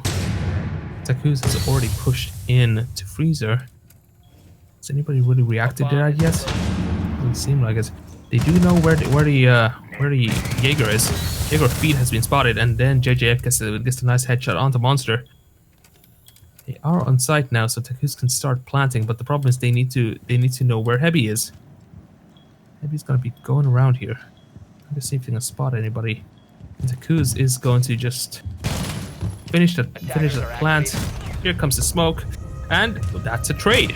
So JJF and Heavy manages to trade there. I believe that might have been, that was a 4K for JJF there. So yeah, 0-4. Yeah, JJF getting a nice shot there at the end, just to be a little friendly. We're all friendly here, so no need to be mean here. But yeah, looking at the score here, JJF with 9 kills. 4 of those 9 kills just from the previous round alone. So that's scary. You're scary. I don't want to ever see you in my games. Or if you are in my games, be on my team instead. So anyway, so they're going to be sticking to first floor kitchen, since that seemed to bring out the most results from their team. The only problem was that they had the chance to bring it back, but the problem is that they were against 2 people who are very good at clutching. So, but yeah, this is looking a lot like the first map. We're already at 0-4, and maybe it's going to be an 0-5 or 1-5, so, or 1-4. So, but Mako's already at an advantage when it comes to their defense run. So. Oh, that was actually, those are like perfectly in sync as well. Those reinforcements. Bomb located by attackers. But anyway, what are we seeing here? No changes to the roster. they're just gonna probably do a few 10 micro seconds to adjustments insertion. to their way of. Actually, no. I just realized there is no vigil. Seconds left. Instead of vigil, there is bandit. Attackers are heading out to defuse a bomb. New camera feed up and running. The camera's been thrown. Ooh, that's a bad one. That's unfortunate. So the camera goes a bit too far. Like the idea is that it hits the balcony side and doesn't go into the balcony, and then you basically have a view of the south and west sides of the entire building. So that's and that's usually where everybody rappels. So. Reloading mag. But the Strippo is already pushed in there. Big Plebber getting a kill onto Bomber there. Burst opening kill onto the IQ. It seems like it's not Strippo who's trying to refrag from that. Big Plebber already pushing down the white stairs. Gets Taku's. That's a big pick right there. And that's also Diffuser. So that's an interesting thing to point out. What else is there here right now? Big Attackers Plebber's have just recovered their taking their diffuser. sweet time. They have the advantage. They know where the diffuser has been at least. They just need to get the kills right now. It seems like Strupu is pushing in right now. Doesn't seem to get the kill there in the end. Big Plebber will go down. Strupu is going to be at roughly 60 HP right now. And JJF's is still on full health. So they still have a chance. They just need to get rid of a few notable people right now, which is K5 and Heavy. Or maybe Evolution. But yeah, we see a JJF actually using some vertical angles here, just holding into prep room. Nothing really happening right now. Stripper is seeing, I believe that was K5. He's K5 slightly, but doesn't seem to get the kill there in the end. Attackers have located a bomb. Sushi is currently in train room just to open up the floor. Meanwhile, Evolution gets the kill onto Strupu there. So that brings it to a 2-4.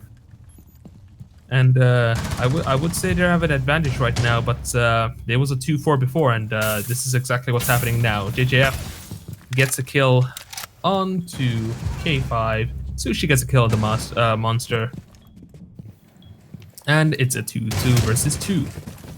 So they've already evened it out. They have 37 seconds on the clock, so they're a bit on the clock right now, but it's a 1 versus 2, so all they really need to do is just rush in, but they're against a smoke.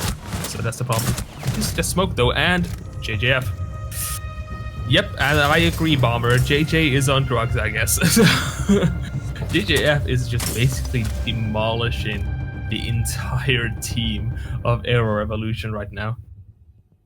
And it's beautiful. But anyway, can I see the scoreboard real quick? I just want to see how many kills JJF has. Yep, 12 kills. Let's go. Anyway, that's spicy. That is a spicy like amount of kills for this amount of rounds. So it's an 0-5. It's looking a lot more like Mako is just going to just show Aero who's boss. And I just like, ooh, it's just it's interesting. I don't know. Aero just doesn't seem to be. They just don't seem to like. Oh, actually, the bandwave. Bellow's fist. What are these names? Locate and defuse as many bombs as Oh man, what a bandwave. Anyway, but yeah, no, Aero doesn't seem to be able to adapt to this. They just like when they seem to get the advantage, JJF just comes around and is like, hey, my name is Ash, I'm here to kill you, and that's basically just what happens. Nothing really matters if JJF is alive. That's the only problem. And the thing is, JJF has died only once in this whole game, and that one time was an actual trade. So even when they died, it was to get a kill. So 5 seconds to insert. I don't know. It's Attackers ejected. JJF is really carrying right now, and Bomber said it. I didn't, but JJF is on drugs, I guess. But just so whew. I'm excited. But anyway, so this is an interesting angle here. So it's a bullet hole. It's like a bullet hole into like the top, like you see the floor of white hallway there, which is interesting. I never really care for bullet holes that much, but I mean, if it works, it works. the classic line. Anyway. Alright, so they are droning, so is this gonna mean K5 is gonna rush in? Or rush out, I mean, but Monster getting out the first kill on the Strupu. That was like Hugh, but Strupu's death hasn't been a deciding factor, but oh, here comes the jump out. Doesn't seem to get JJF in the end. Down goes K5, but that puts JJF actually at 5 HP roughly. One shot on every single occasion, and ooh, that's spicy. And what they really need now is just to demolish everything, and then JJF can die in peace. Bomber getting a kill on the Monster there, and that's a 4 versus 3, or 3 versus 4, I mean, and oh, you forgot about the angle. JJF gets a nice headshot on the evolution there. Oh, Arrow is just falling apart. Bomber getting big clever, and it's all up to Heavy now. Problem is, okay, JJF didn't die there. JJF got ran out and almost got killed by K5, and still managed to live through to the end of the round. And that was a 6-0. And now Arrow Revolution is currently on the verge of losing this best of 3 to a person who's only died once. Like, so I'm oh man, I don't know what is going to happen here. Yeah, JJF is going on the Jaeger, of course, so just going for the frag roll. Well, we have K5 and a Zofia. I actually would have put K5 on maybe Ash or something, but I guess Monster wants to be fragging. Actually, pull up the scoreboard real quick. Can you please? I guess the observer's not listening to me. Whatever. We don't really care. I can look at them. Oh, there. Thank you. Yeah, Big Pleber actually is the top fragger. So.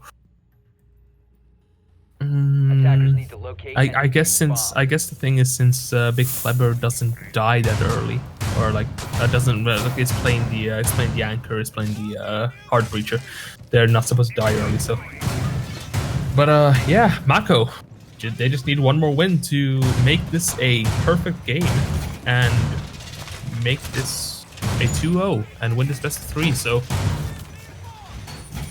I mean, if there are any Arrow Revolution fans in the chat right now, you better start chanting right now. 10 seconds remaining. Because your team needs you. 5 seconds left. Attackers have located a bomb. Attackers' objective is to defuse. Is Strapo actually gonna run out? What is happening? Hold on, go on, Strapo. Is Strapo's actually gonna run out?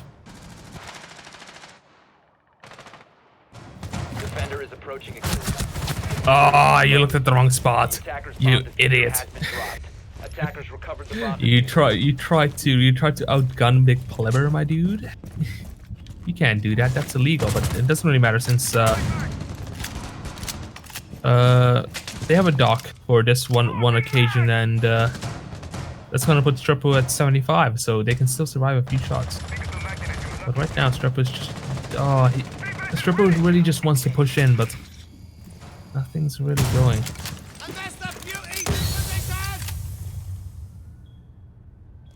Don't peek, my dude. Whatever you do, don't peek. Big Pleber is right there. No, don't, dude. Don't peek. You can't escape. You're stuck. Do something. Smoke yourself or something. Oh, what a headshot! Strapo gets the kill on the Big Pleber before dying. JJF getting a kill onto, what was it, Evolution there. K5 was going for the kill onto Stripper there, but like it doesn't seem to matter anymore since that quick peek was enough to just like know the placement of the head and boom, just a little bit of a tap. But yeah, here comes JJF5 climbing up. Can they see the Zofia? And yep, there goes K5. JJF with a double kill. K5 giving the nice shot. And well, it's a 2 versus 4. With JJF still alive and full health. JJF getting a kill onto Heavy there. That's a triple kill. And now there's one more person left. Monster. And down goes Monster. That was a perfect game from Mako on their map pick. And that's this was really what I was scared of, which is that Mako won the first game, which was Aero's pick. And now this was their pick, so obviously we're just gonna be seeing a very dominant map number 2. So yeah, that was a lot different from the first game, and JJF with 17 kills. Oh my god, and 1 death. Also, Sushi dying only once. They are so good at Cafe right now. I'm scared. I'm surprised that nobody bans Cafe. Nobody wouldn't ban Cafe against them. But anyway, so that was a very quick match, and I mean compared to the first match, well done from Mako Esports. A very convincing 2-0 against Aero Revolution. Also, first game, UMX Gaming managing to like grasp the win from Crocodiles. So nicely done from both from all teams here. The losers still have a chance. There's still how many rounds left? 5 more rounds left of this, so it's not over till it's over. But anyway, the next games are going to be played tomorrow, same time, same place, right here on twitch.tv/ESA Siege, I believe. Yep, that was correct. But anyway, we will see you next time.